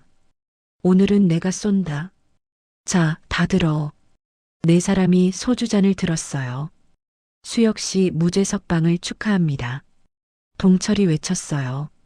건배. 짤랑. 4개의 잔이 부딪혔습니다. 맑은 소리가 작은 가게 안에 울려 퍼졌어요. 밤이 깊어갔습니다. 가게 안에는 웃음소리가 끊이지 않았어요. 옥부는 연신 음식을 내왔습니다. 떡볶이, 순대, 튀김, 어묵. 테이블 위가 가득 찼어요. 많이 먹어요. 많이 먹어. 옥분이 연신 음식을 권했습니다. 민석은 행복했어요. 30년 만에 찾은 가족 같은 사람들. 피는 안 섞였지만 마음으로 이어진 사람들. 민석은 소주잔을 들었어요. 어머니. 옥분이 민석을 바라봤습니다. 저 이제 죽을 생각 안 합니다. 민석이 미소 지었어요. 어머니 떡볶이 맛 오래오래 보려면요. 옥분의 눈에 눈물이 고였어요. 하지만 입가에는 미소가 떠올랐습니다. 그래, 그래. 오래오래 살아. 오래 살아서 떡볶이 많이 먹어. 옥분이 민석의 손을 꼭 잡았어요. 내가 살아있어서 고마워. 찾아와줘서 고마워. 민석도 옥분의 손을 꼭 잡았습니다. 저야말로요, 어머니. 창밖으로 달이 떠올랐어요. 둥글고 밝은 보름달이었습니다. 달빛이 작은 가게 안으로 쏟아져 들어왔어요. 4사람의 웃음소리가 골목에 울려 퍼졌습니다. 수혁이 어머니 어깨를 감쌌어요. 엄마, 이제 걱정 마요. 내가 잘할게요. 옥분이 아들의 손을 토닥였습니다. 그래, 그래. 우리 아들 믿어. 동철이 소주를 따르며 말했어요. 야, 이제 걱정 끝이다. 앞으로 좋은 일만 있을 거야. 민석이 고개를 끄덕였습니다. 맞아요. 이제 다 끝났어요. 4사람은 다시 잔을 들었어요. 앞으로의 행복을 위하여. 짤랑. 잔이 부딪히는 소리가 울렸습니다. 30년 전 그날 밤. 한강 다리 위에서 죽으려던 소년이 있었어요. 그 소년을 살린 건 떡볶이 한 그릇이었습니다.